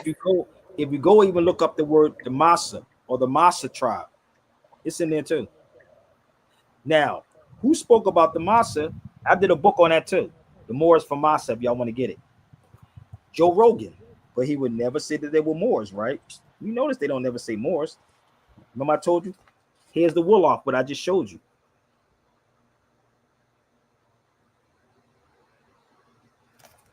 The wool off, right? That's what made me go to Portugal. Here you go. The Moors of Massa. Maybe that's where the word massa come from. Come here, massa. Yes, sir, massa. Come on, massa. So what would he call them? Like Spaniards or something? Who? Joe Rogan and I everyone don't. else. He didn't call him. He didn't call him that. He just talked about the Massa tribe. Oh, okay. Oh But I wait, was. no, I have heard about them so much on a lot of You never see white them talk about us, podcasts. but you never hear them talk about us. That's No, why. I didn't know they were black. I'm sorry, not black Moors. But imagine me on these shows. I told you. So it's our people that blocked it too. It ain't just a European. It's our people. They say no, we don't want him. No, nigga, that nigga better make this connection, make it make sense. So I'm sitting there watching Joe Rogan, talking to Joe Rogan. I'm like, nigga, like I'm talking to the screen, like, what? They were Moors. Right. You follow me? Like I'm Yeah. talking to the screen, like, yo. But again, we got to blame our own people because we have too much jealousy and envy in our people, brother. We hate each other. Yeah. We hate each other, We bro. do. We don't trust each other. Oh, we don't and get mad at me. So here's the place I was at in Portugal. You can look this up. It's called Central Cabo Verde, Cape Verde. Like And Cape this, Verde in Africa? yeah, that's it right there. Mm, It's a lot of history that happened right there. That's where they camped to in Portugal. got you. That's the cultural center I was in, but they don't say Cape Verde. They say Cabo. It's called Cabo Verde. They call it Mm, Cape Verde over here, but it's called Cabo Verde. got you. And you see the book in my hand, the Portuguese in West Africa in my hand. I went inside this center and I was talking to, oh my God, this lady can cook her behind off, bruh. She's a Cape Verdean, bruh. Yo, she can cook.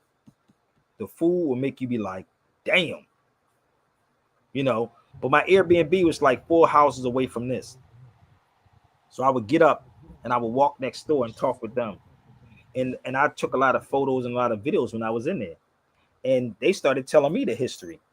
And people get mad because Cape Verdeans, they'll try to do a AI or something and say Cape Verdeans is not this. They're like, no, let me tell y'all something. Go there, go to the places. They don't call themselves black, no, because nobody's black. But this is why I just said, once you understand the history and the connection, right, between the Moors and what happened, we were Mm-hmm. denationalized. We were Mm, denationalized. That's what happened. A lot of people don't understand is people can say what happened in Philly, but it's a lot of stuff that happened before all of this. So when you read about what the Pope was talking about, the Papal, because I can pull all the books out because I don't know if y'all want. They went to Brazil too. I got a book that I took over. I'll be having book system. I'm gonna show you something. Hold up. Man, that's you deep. be having That's all the deep. books. It's deep. I took this book over there too. The Master and Slaves. It's about Brazil. Oh, Brazil was so bad. It was worse than here. Oh, they know. They know. That's why a lot of them is in Portugal. You don't know why? Ask them why they speak Portuguese. Yeah. This is the book. I took this book with me too. And when I showed this to the guy in Portugal, he was like, oh, this is mandatory that we read this. Oh, wow. And it speaks about the Moorish mermaid. Look it up online, the Moorish mermaid. I'm gonna give you a rundown, okay, just in case y'all don't know this. It's called the Moorish mermaid. Look it up online. Let me go to one of my tabs. So the dude said, oh, we already know about it. That's why they got mad at the little girl that was playing a mermaid. You didn't understand the storyline, that sister that was playing a mermaid? They kept saying she was black, but she wasn't black. She was a Moor. Listen, Google it right now. Watch what you see. Google the Moorish mermaid. I'm We driving. really got upset about it. Hold on, I'm gonna show you something. For the people that think I'm making this up, right? It talks about all through the book. Once again, the Moor. I'll type it in for y'all. I'll type it in the chat box for you. You can look it up. This is why I said this thing is deeper than what y'all think it is. MOURJ.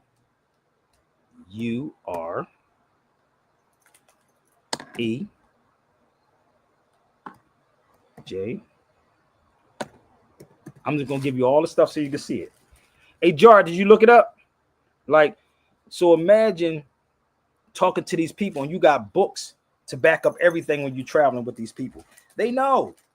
So it wasn't that she was black. They had to keep it away from you that she was a Moor. That's all it really was. So you think that they look at black as not a race, but like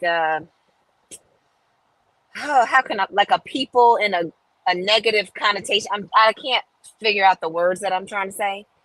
But how we think of black as a race, they don't look at it as a race. It's like a label. But black is not even a race. It's an inanimate object. That's what it is. It was invented. So when you even read that book, they had to take you from being the Moor to the Negro, to the nigger, and to the black. If you go anywhere before the 1500s, you will never see the word black in there. Never. Not even you won't even see it. So nobody was like, "Oh, I'm black." No. Before then. No. So this is called the Master and Slave, right? That's why I said to do this work, it's a lot that go into this. It's a lot. Look it up online about the mermaid. I did a video on it, and I showed the comparison between those two. It's not coming up. Watch this. Ooh, I love when y'all can't find stuff. I'll just find it for you. Let me see if I They can might pull have it. scrubbed the internet of her. Really? You think so? No, it's up there. It's definitely gonna be up there. I mean, they burn books. I feel like the internet is easier to that's true. Take stuff down. Actually, you can go and find this one too. A Moorish mermaid is a you can find this one on there too. But it's not what it is. But you can find that one.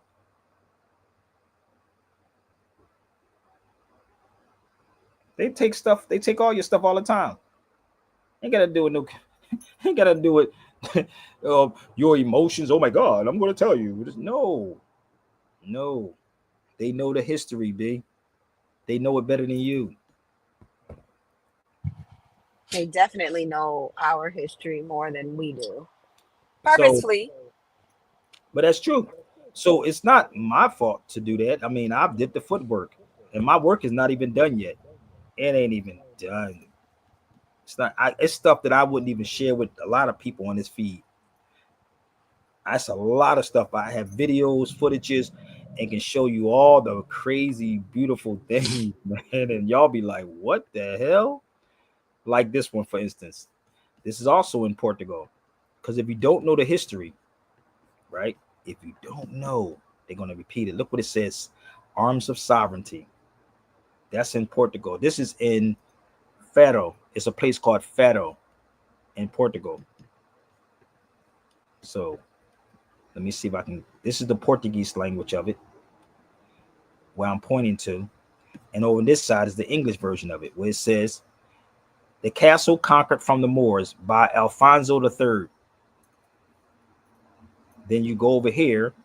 It's in Portuguese. The castle, right? It tell you the same thing. The castle conquered from the Moors by Alfonso, Mouros, Moros. Same thing.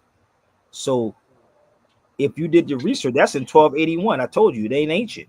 Those people were Moors. They were Moors.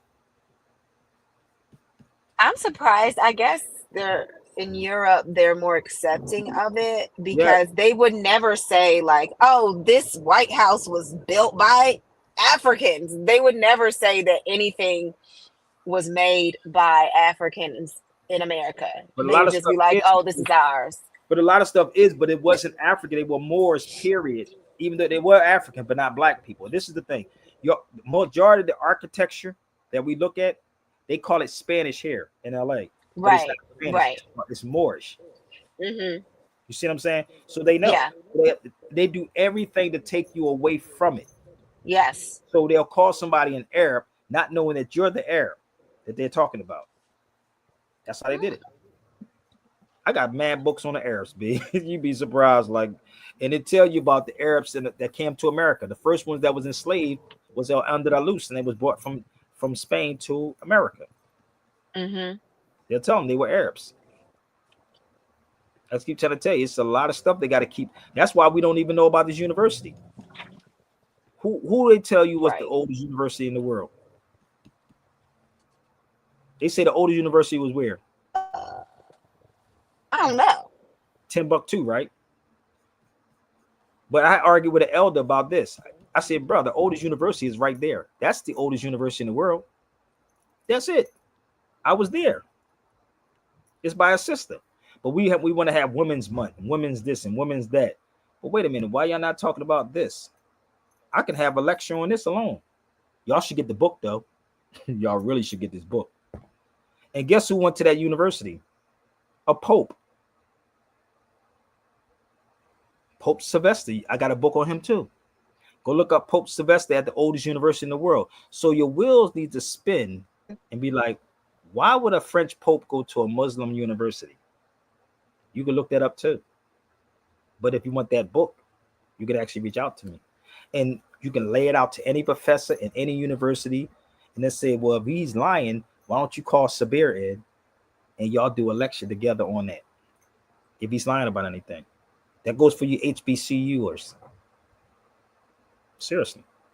They can't. They would never jeopardize their job, bro. They would never jeopardize their jobs. Believe me, y'all don't have no idea.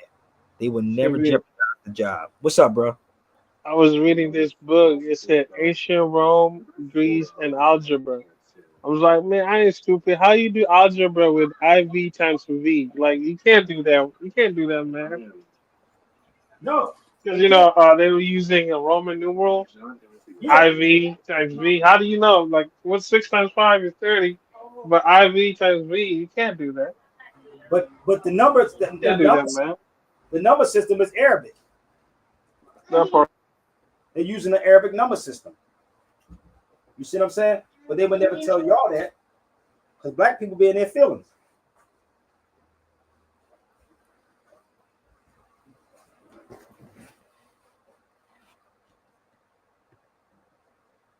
Oh, this guy. Call the cops. We found one. I found one. I'm going to go to the market like this. I'm going to go to the market like this tonight. You in LA, bro. They're going to be mad at you. Who cares? No, black people may be mad. So come on. Let's have the conversation. Okay? My service went out for like 2 minutes and I came back on and you got this on. Yeah. That's okay. What's up? Oh, Lord.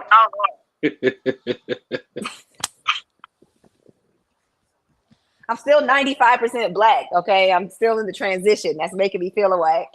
Why would it make you feel some way when it's yours? Because I honestly don't even know what it means. It was like a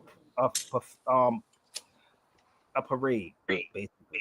It wasn't a parade, but it was to celebrate Christ. That's all it was.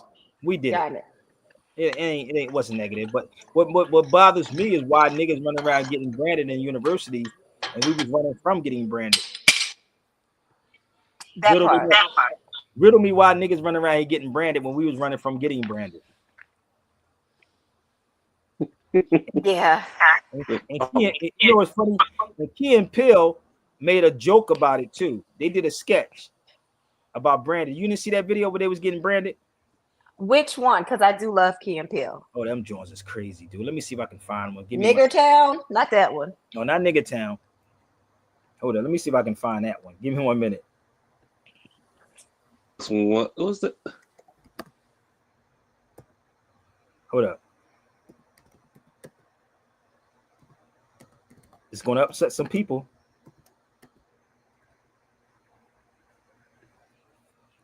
Oh, it's a whole lot of them. It's like that. Give me 1 second. Oh, let me go to YouTube and find it. Yeah. That's kind of like why we in the situation now, because a whole lot of these people are getting branded and they can't speak on a whole lot of this stuff. No, they can't speak on it because they tied down. They call tethers. Exactly.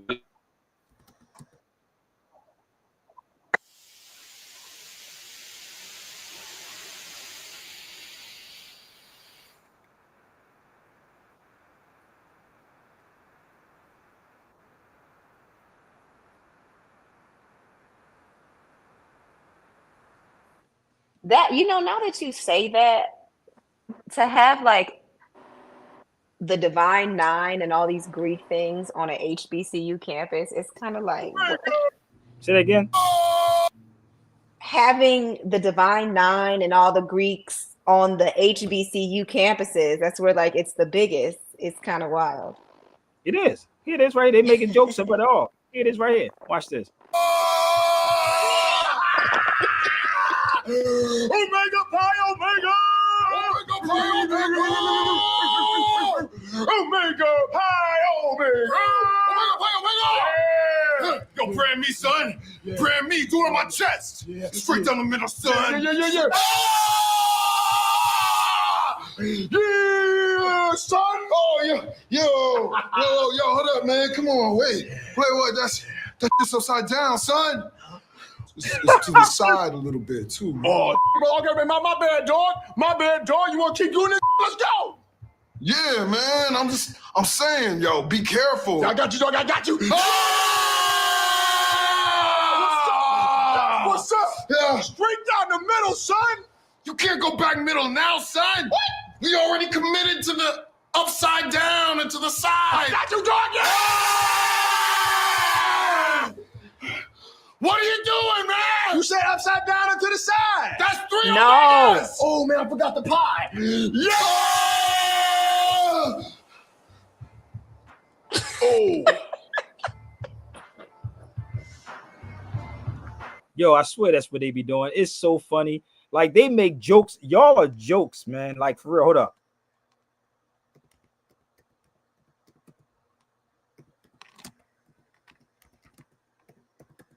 Watch this. Somebody got to help me out. Somebody got to help me, sis. We was running from getting branded. Now niggas run to getting branded. Make it make sense. Nigga, Right. you my problem. Look at this. This is kind of crazy, ain't it? Wow. Running from getting, I'm proud, nigga. I'm good. I'm mega five Sega. I ain't see no damn European. Did you say nigga five Sigga? Yeah, mega five Sega, nigga. Hold up. I was on this island called Malta, right? I've been to Malta.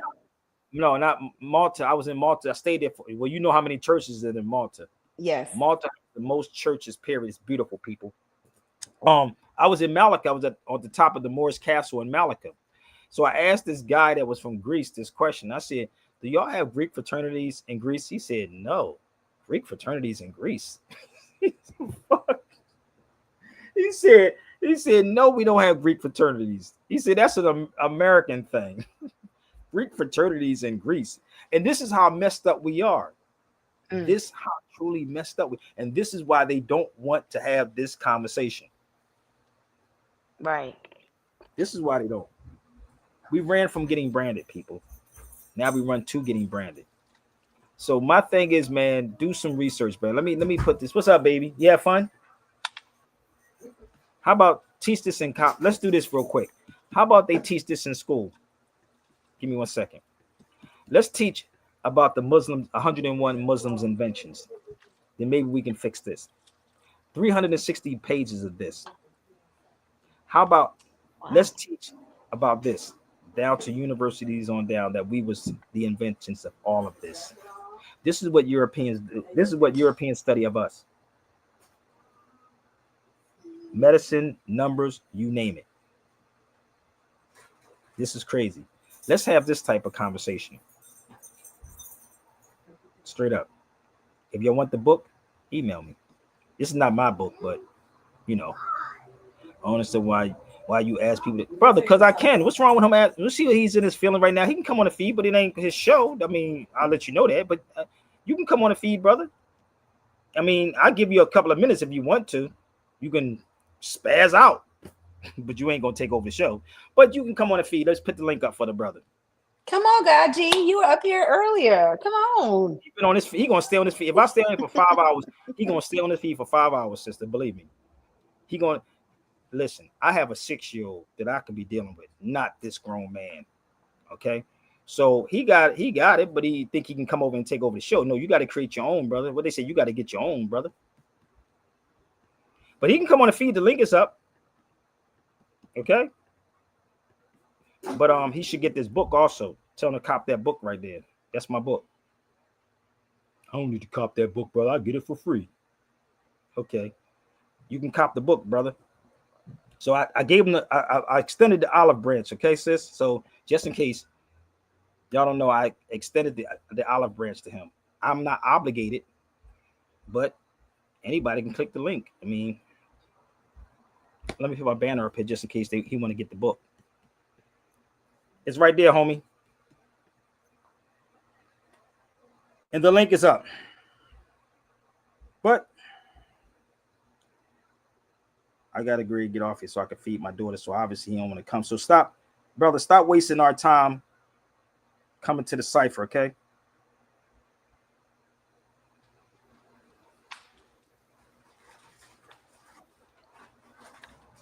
All right. So, no, I'm not going to call you a tether, call you a coon. You know, I just say respect the platform. I'm gonna give you another one I did. I don't know what I sent you earlier, sis, but I'm gonna give you another one, y'all, that I did. And honestly, these little books is actually to help y'all. That's another. We appreciate them. Oh, I wanted to play something because Dre, you should have reminded me, bro. Hold up, I gotta play this. This is another one of them I have. He was going in. He was going in. You know. Huh? Say that again. You was in the zone, so I just let you cook. Oh, you gotta pull me, brother. You know what I mean? But Dre and I was talking about the indigenous people and the Pope's hand, indigenous people, right? But there's an audio that was out. It was a podcast on it, but this is it right here. Let me see if I can pull this up for a second. But y'all can download it yourself. But this is the podcast about the indigenous land. It's an Apple podcast, so if you got an iPhone, you can just get it. Use it. Regimiento turned Inter Caetera, this legal document from a pope decades before, into the basis for a script that was read over and over again right as the Spanish arrived to take control of indigenous lands. What a strange journey for this document to have gone from, again, being a formulaic legal recitation to being a cry for war. Welcome to the Interactions Podcast, brought to you by the Center for the Study of Law and Religion at Emory University. Now in its 40th year, our center explores the interactions of law and religion through research and scholarship, teaching and training, and public programs. This season of Interactions features interviews with faculty and fellows within the CSLR community to discuss their path-breaking scholarship. In this episode, we hear from Matthew Cavadon. Matt is the Robert Poole Fellow in Law and Religion at Emory Center for the Study of Law and Religion and a senior lecturer at Emory Law School.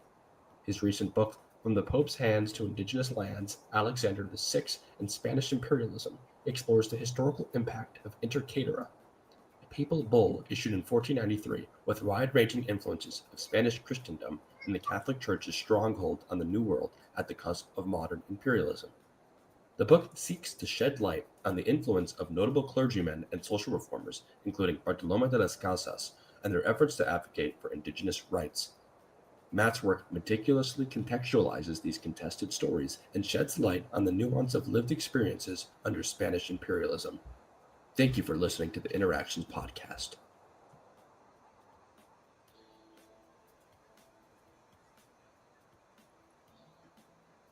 Good afternoon. My name is Whitney Barth, the Executive Director of the Center for the Study of Law and Religion and the Charlotte McDaniel Scholar. And my name is John Bernat, a sociologist and Director of Digital Scholarship at the Center. Today we're joined by Matthew Cavadon, Robert Poole Fellow in Law and Religion and Senior Lecturer at Emory Law. Matt, thanks for joining us today. Pleasure to be here. Thank you. So your new book is about the influence of a document that was issued by Pope Alexander called Inter Caetera. Let's start by having you tell us a bit about this document, what it is, why it's significant. In 1492, Columbus sailed the ocean blue. Not too long after he arrived back in Europe, having discovered some islands with people in them, something that he did not expect. He had initially set sail to reach the East Indies on a diplomatic and commercial mission over to the court of the Great Khan. He believed that he had made it to India. That's why he called what he had discovered the Indies. Obviously, we know that he did not. He discovered what we now know as the Western Hemisphere. When he arrived back in Europe, the court of Spain, or rather of Castile at that point still, but it would be succeeded by Spain within a couple of generations, the court of Castile approached the Pope. They wanted the Pope to issue a document ratifying that Castile had dominion, had political power and rightful control of all of the newly discovered lands. This was a fairly common part of practice in the early colonial period, and it helped to sort out claims among the competing European powers, Spain, Portugal, England, France, and so on. So Spain approached the Pope, Pope Alexander VI, known to some people now as the Borgia Pope. He led quite a scandalous personal life. He was, in fact, a member of the famed Borgia family. And they requested that he issue a document confirming their claims to land and to political control over these societies. The Pope responded by issuing what was a pretty formulaic document. Among other things, though, it granted Castile dominion over the various lands, cities, islands, and so on, to be found west of Cape Verde and the Azore Islands from pole to pole. The significance of that document at the time, nobody could have predicted. But it has become a major flashpoint historically as people think back about the early beginnings of imperialism and try to address the Catholic Church and later European governments in terms of issues like indigenous rights, human rights, historical responsibility, and so on. This document went from being a fairly brief and, again, formulaic legal document into being a major part of modern controversy, especially in religious indigenous dialogues. So let's pick up on that. So one of the goals of the book, you say, is to discuss the ways in which this document is remembered. But then you go on to complicate that memory and situate the document within this larger context, which I think you're beginning to hint at here. So in short, why is it important for us to revisit that collective memory today? People already are revisiting that collective memory today, and I don't know that it's my place to say why people should or shouldn't do that. Ever since the 1970s, a lot of scholarship and activism has raised the so-called doctrine of discovery as an important part of European ideologies in early modernity. Now, to unpack that a little bit, a number of critics have said that Europeans in those early centuries of colonization came up with a rule by which they would immediately take control of lands occupied by indigenous peoples, be it the Americas, Australia, other parts of the world, the Philippines. As there has been more criticism of that history of colonialism and imperialism, there has been in the Philippines, they were called Moros, not Philippines. They come from King Philip. That's where the word Filipinos come from. They was Moros. Desire to figure out, all right, who historically bears responsibility for that era in human history. The Catholic Church is one of the relatively few institutions that is still around and powerful today, with direct ties back to that era. So a lot of critics have identified the Catholic Church as bearing some measure of responsibility for colonialism and for imperialism. This idea of a doctrine of discovery, this idea that there was one rule that Europeans used to claim lands not belonging to them, has in some ways been equated with this one document, Inter Caetera.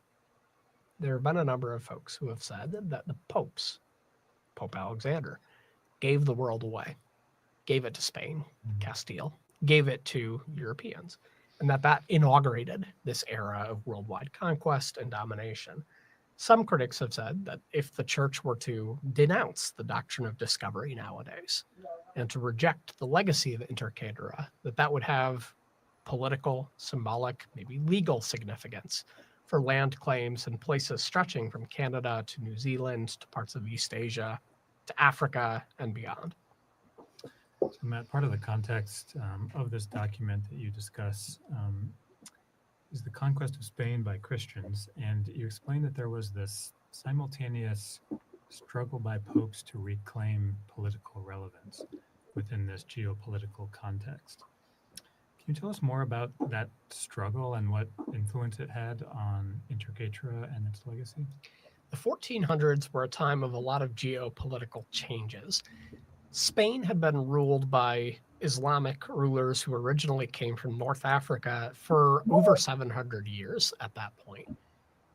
People may have heard of the Reconquista or the Reconquest, when Spanish Christians, kingdom by kingdom, took back control of Spain, ultimately expelled non-Christians from those realms in the early 1500s.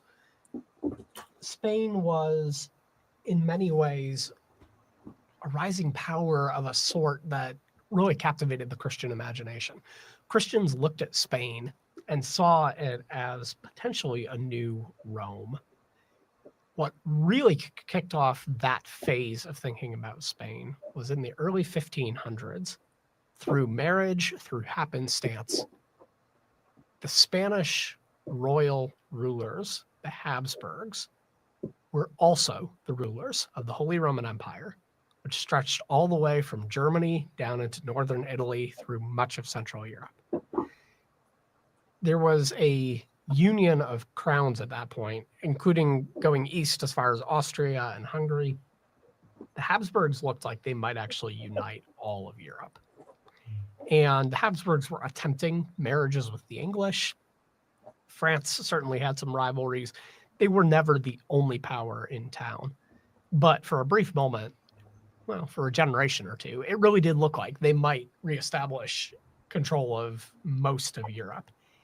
In addition, Spain happened to be the first ones, again, through Castile, who stumbled on this entire new world and had legal claim to all of South America, all of Central America, the Caribbean, and a wide swath of North America. It really did look like this might be a global empire of the kind that the world really hadn't seen before, and even Europe hadn't seen since, again, Rome, millennia before that. In the midst of all these changes, the papacy the popes were going back and forth about how much power they were going to have in this new world order. The papacy had had a rough century. This was around the time of the exile in Avignon, where the popes, because of Italian power politics, wound up having their court. But did you hear what he kept saying about, now imagine, this is why I want to be in Atlanta at this particular time. They said the Moors conquered Spain. The Moors didn't conquer Spain. Spain wasn't Spain until 1492. It was called El Andalus. Go look it up. You see the game? That's what it was called. It wasn't called Spain. It was El Andalus. You see how if you could tell somebody something and somebody would take that and run with it like Charlemagne did? Yeah, you're talking about the Moors that conquered Spain. It wasn't Spain until 1492, 1493 when the Moors fell. No, it wasn't Spain, baby. It was called El Andalus. You think Charlemagne would want to talk to me about this? Now, why do they say the Moors conquered Spain? Like, did they fight? I mean, because conquering is right. This is the conquering, right? Let me tell you so how crazy this is. Did they say they conquering Iraq or did they say Operation Freedom? Right. When you have a group of us together, right? Okay. What do they call us? When you have a bunch of people together. Oh, okay. thugs, right? anything so negative. Let's have a group of Europeans together. What do they call them? Entourage. A militia, a group. You see how that works? Y'all don't get it? So it depends on who's telling that story. So if I'm sitting in a room with them, right, I'm going to bring this up. You see how that works? So if I'm sitting in a room with these Europeans and they say the Moors conquer, I'll be like, ho, flag on the plate. How did the Moors conquer Spain when it wasn't called Spain? You see what I'm saying? Right. So this is why when I was at the Emory University, right, I wanted to stay there and actually be at that, because I'm gonna show you what it is. I wanted to be at that event. But I said the way my bank account is set up, but it wasn't going to happen. You know what I mean? But let me show you what it is. This is the event. Well, the lecture, whatever they had, and they literally talk amongst themselves, man. It's real, bro. Like they really be having these conversations amongst themselves, right? This is it right here. Give me 1 second. I'm gonna pull this up. What's up, brother Philip? So you got to mute your mic, but that's it right there. So when I was here, I said, hold up. I want to hear this, bro. Like I was over there. I definitely want to hear this. Right? I want to hear it. That's crazy, right? But they'll tell you that the Moors conquered when the Moors didn't conquer. They didn't conquer that. No, they didn't. Because when you say conquer, I'm thinking of like war. I know. But this is the image they have to put out there for people. That's what they're saying. Right. So this is why they take people from being Moors and say they were Arabs, so you can hate Arabs. You see what I'm saying? Or you gotta hate Islam. Because they're violent.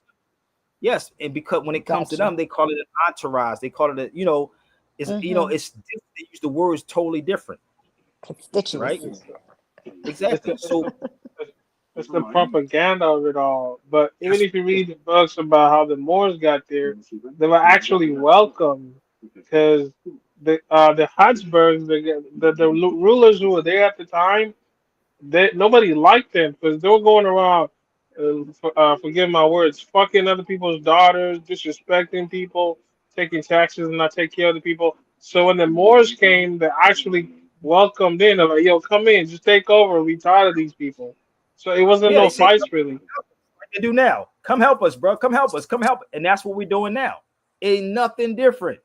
This is why you don't have your black scholars speaking about this. Since I went to Harvard, I went down to Harvard University. Why haven't none of your black scholars brought this up? Harvard and slavery. This is it's only 134 pages. Y'all worry about the 2025 project, right? Why are we not talking about this? I went to Harvard to pick this document up, right? But when you read this, the whole document, did I send this to? I don't think I sent this to you. Damn, I be having so much stuff. When I went in Harvard, I'm in here and I'm pulling up these documents and I'm like, yo, sitting with the librarian, and lady, she didn't know. She said, but I think what you're looking for is at another building. So I had to go to a whole nother building in the code outside Harvard. But we don't want to talk about the slave that was at Harvard was a Moor. Oh, no. And it's a book called Race and Racism too, that I do have, that a lady wrote this book called Race and Racism in the United States, right? But see, you can go look it up. The enslaved man known as the Moor. Right there. And the whole document talks about it. But you hear, and you heard what he did. He talked around that whole part. Said he was North African Muslims, if you notice, right? I did notice that. So now, if you're listening to that, you were related to an Arab Muslim, right? Someone that's not me. You see what I'm saying? Oh, it ain't got to do with me. That's the Arabs. So if they would have said more, and you know the history of the Moors, you would say, okay, they talking about us. How many of these people went to North Africa? I was there. I was in Tunis also. I was all over those places. I was in Carthage. I was in the ruins. I sat with the people.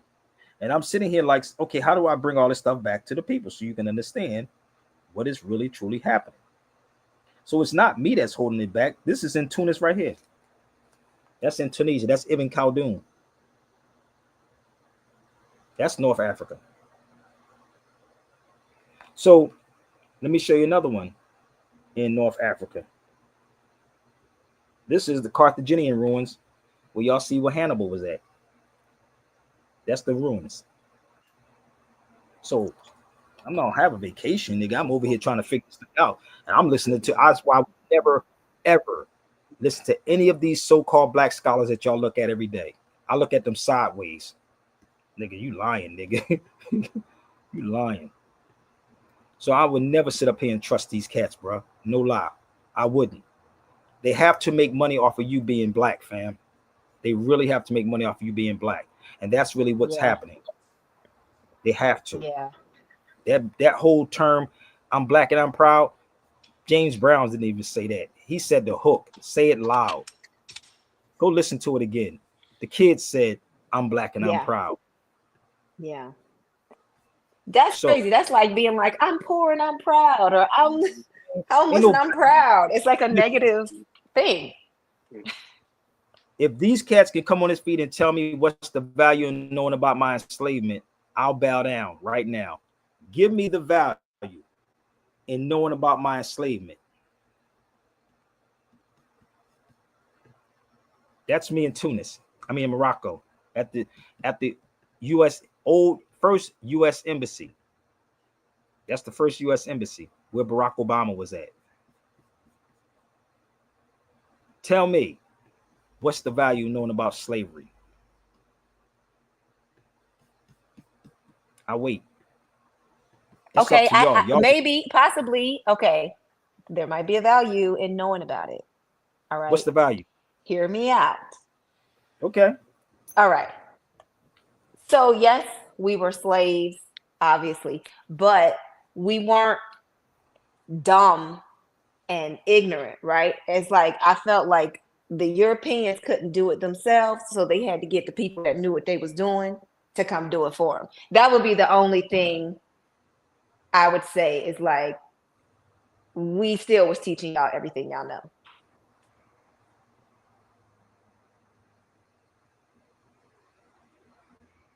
Go look up Irish slave girl too. Go look up the Ethiopian slave woman. Go look up the Ethiopian slave woman. Go find out when slavery ended. Go find out when slavery ended in Puerto Rico. Go look it up. And then go look up this book, The Lost German Slave Girl. Let me tell you what happened in this book. They saw this girl and it said she was not a slave. She was German. It's like us right now. We're coming to our people saying, this is not who you are. This is who you are. And we rejecting it. That's what's going on. And that's what Frantz Fanon was talking about.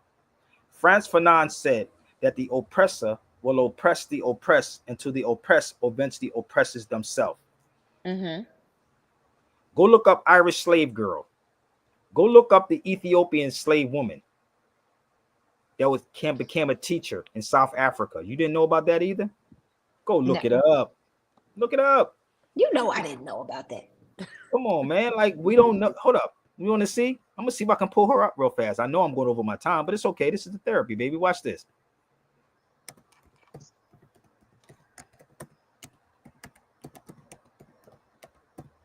How many Ethiopians do you hear sit up here talking about slavery?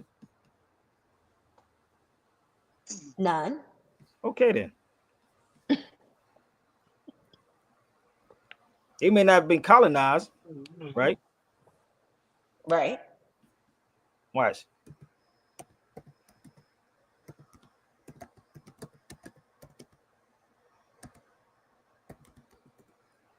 Let me see if I can pull her up real fast. Here she go. Here she go right here. You don't want to see? Yeah. You don't hear Ethiopians running around here talking about that, do you? No. For what? We hold it as a badge of honor. Here she go right there. Oh, an Ethiopian slave became. Damn.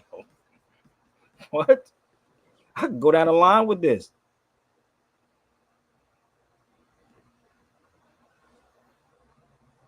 There it is. Go look her up.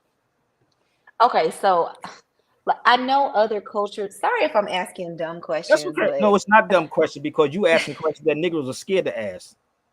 Okay, well. Okay, so I know that other cultures were enslaved before, but I was just always under the guise that, like, well, our slavery was like the worst. How? And there was no other like it ever. And I don't know. It's just, as a person in America, it's kind of like ingrained in a part of your identity, unfortunately. And you're right, though. Other groups that were slaves, they don't talk about it. And I guess that's why they're always like, get over slavery. It happened years ago. The word slave means Slavic. That's what it means. It's Indo-European. Right. So we act like we the only ones went through all this. No, brother. Right. This is the Irish slave girl right there. That's the Irish slave girl. You can go get the book if y'all want it. I can walk y'all through history. Sabir, you gonna have them taking my black card. Nigga, I will burn the black card, nigga. The only black card I know is that credit card. That's the only card I know is that black card. That's the only card I know. But burn that motherfucker because ain't nobody black. So if I present facts to you, and you reject it, that's on you. Let me tell you something. People don't know when people hear that term Emancipation Proclamation, people think it's a law. It's a public announcement. It's not a law. Emancipate means set free, and proclamate means to proclaim. So you tell me what the so-called black people proclaimed when they were free. What did they proclaim? Yes. Emancipate. I thought the white people proclaimed that we were free. No, listen. I said, but if they set you free, right? Right. What did you proclaim? Yeah, we were slaves. Emancipate means set free, and proclamate means to proclaim. So I'm gonna proclaim my freedom, right? I'm gonna proclaim nationality. See how that works? It's very simple, right? But it's not a law. The thing is that we think we had our hand in slavery. long before the European came. I could read The Prince Among Slaves. Go watch the documentary. I just want you to know that your guy, James Smalls, said that we never participated in slavery. I just want you to know that. I already know James Smalls. James Smalls. You ever see me and James Smalls talk? That's your guy. I know it's your guy. I'm just telling you that's what he said. James Smalls would tell you this nigga know his history. Ask James Smalls, but he would never go back and forth with me on this. He know that. Cabo won't do it. Smalls won't do it. Anthony Browder won't do it. Who else we got out here? None of them will actually sit in the room with me and do that. And they all maintain that Africans never had anything to do with slavery. That's why. That's all you got to do is pick up the Kuma Malinke. Let me help you out. He didn't even know about this book. Smalls. Let me help you out. Hold on. Let me show you. James Smalls didn't even know. Ask them when y'all get on their feet about the Manding Charter and Simon Guru. Ask them. You can look it up. Look up the Manding Charter. Okay. Look it up, right? I'm looking it up. Oh, trust me. And tell me, was that before the Atlantic slave trade? Watch. And then do the math. So do the math when the Atlantic slave trade started. Okay. The Manding Charter. Simon Guru. Sani Adakita. Study it. Let me read it. Let's go. Hunger is not a good thing. Slavery is not a good thing neither, right? And it says, war will never destroy a village again. War shall never destroy a village to capture slaves. I didn't write that. That's the Manding Charter. It says 1222. Now, when did slavery start? The Atlantic slave trade. Who was they trading? In 12. You think the white man was in that motherfucker? The white man wasn't there, B. Well, I saw your video you played the other day in Ghana where they were talking about the Africans. Here you go. I'm talking about this one. Haba, Smalls, Anthony, none of them was sitting in the room with me. They would never want to sit in the room with me. They was your friends. Hold up. The ground. Just so sometimes guys okay. Here. Listen to this. Buff. Okay, so it's not that deep, maybe some 2 feet. No. 2 feet down. No. It's not even up to 2 No, feet. it's not up to 2 feet. Just something that you can just enter, put your water, and then you buff. That's all. So like just round like this and then just get down, put your calabash here. Then that's all. Then you just fetch the water, then you bath. Yes. Then you wash your face, you wash your hands. That's all. You finish. You wash your feet. Yeah. With the slave agent standing looking at you, watching you bath. If you're a woman, they are looking at your nakedness. They don't have the problem. If you're a man, they are looking at your nakedness. That's all. When you finish, they will give you shea butter. Then you moisturize your skin. Moisturize your skin. Then there was no towel. No, nothing of that sort. So they didn't use sponge to also bath. No sponge. Just their hands. Just to wash away the dust. That's all. All just to bring out your melanin skin. So that when you get to the market, you attract high price. Okay. That was the main purpose. So I want to ask this question again. Here you go. Okay. Is it Mr. Jamal? Yes, I want to ask this question again. Are you saying that in all this, the white man was not here? Not at all. For Salaga slave market, which is like the biggest. Yes, the origin of most of the African slaves, the white man, he was not here. It is that they didn't want to come. They were prevented by the Ashantis. And the Ashantis were not Muslims. They were prevented by the Ashantis, so they didn't get the opportunity, the chance to come. Why did the Ashantis prevent them from coming? You know, Ashantis were in control of the Salaga slave market. Okay. They have a control. Okay. Here. So they were it's like they gave the command, or they gave the freedom that the houses and the Zambrambes, these people, you can capture people and sell them in our territory. Something like that. So was it like they monopolized the market or something? Something like that, as they monopolized the cola market. Okay. Since then, they succeeded in preventing the Europeans from coming till the slave trade was abolished. There was a time when there was a war between one of the Europeans. I don't know whether it's the British or but in that last war, they decisively defeated Ashantis. So it was after then that they came to North. They get the opportunity of coming to North. Damn. So family, since you keep cheerleading Top Cop, right? Why don't you put up some money for Top Cat? That's the only time I'm gonna respond to you. Nigga, I don't have to sit with none of these dudes. They non-debatable in my book. So if you cheerleading Top Cat, I've been on here for 2.5 hours almost. You should have shared this to him. So let me give you my email, my PayPal, and my Chime. If you think they're that sharp, you can actually tell them to put a down payment in. There it is. SabirBayRadio@gmail.com, Zelle, PayPal, or Chime. Since you keep cheerleading somebody. These dudes are non-debatable in my book, family. Trust me. You don't even have an indigenous or Indian food that you eat unless it's from India. Don't do that to yourself, brother.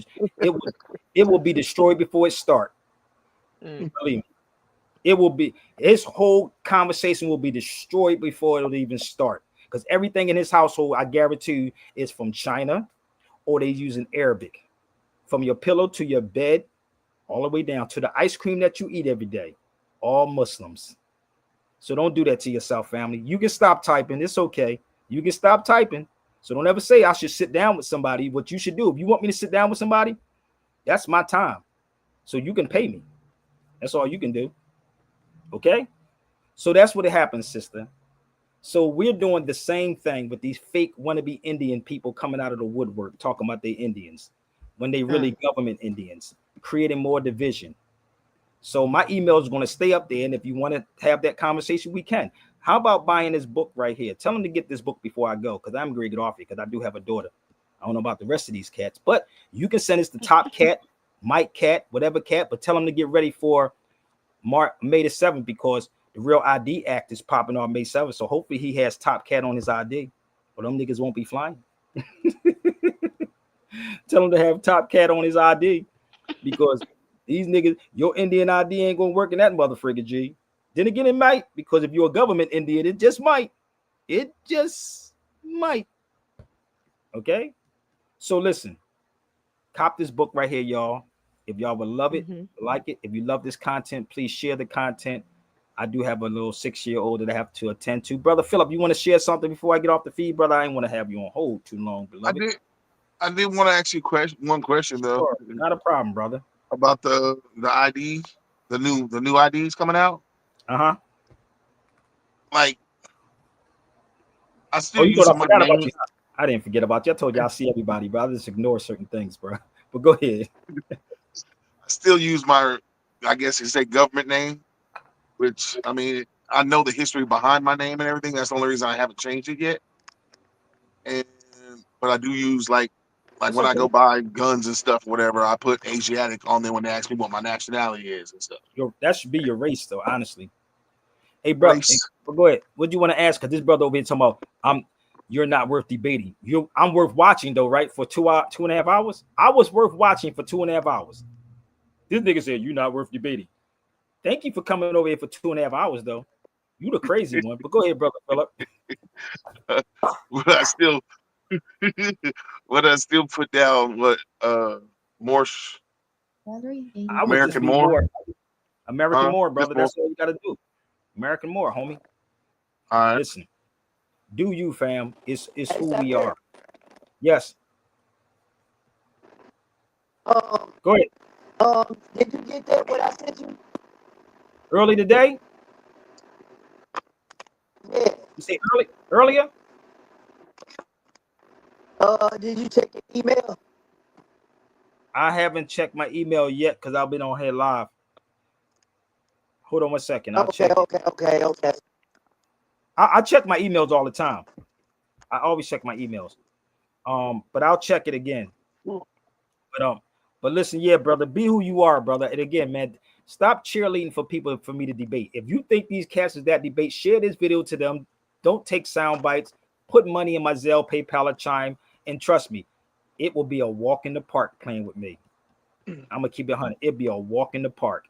But I do gotta go. Y'all should cop this book. Don't go to it just yet because I'm going to give y'all a little slide. But I thank y'all for joining the Sabir Bay therapy session. And I hope he go run back and tell that. I hope this person right here run and go tell that. Yeah. Another session. Learn the lesson. 50 more years of hip hop. Bring it to the cipher. Share the videos, bro. Bronx action, more action, floor cracking, more passion. Feed my people at raw rapping, house to house like I'm door dashing. Assassin, you asking, who is this? And I'm still laughing. Forward thinking, never backtracking. Boom bapping, never rap lacking. Got my people all up in the place. Royalty with scar on their face. Chocolate rap, you can all get a taste. Architect, we built this place. Oh, I gotta pause this. Look what somebody just said.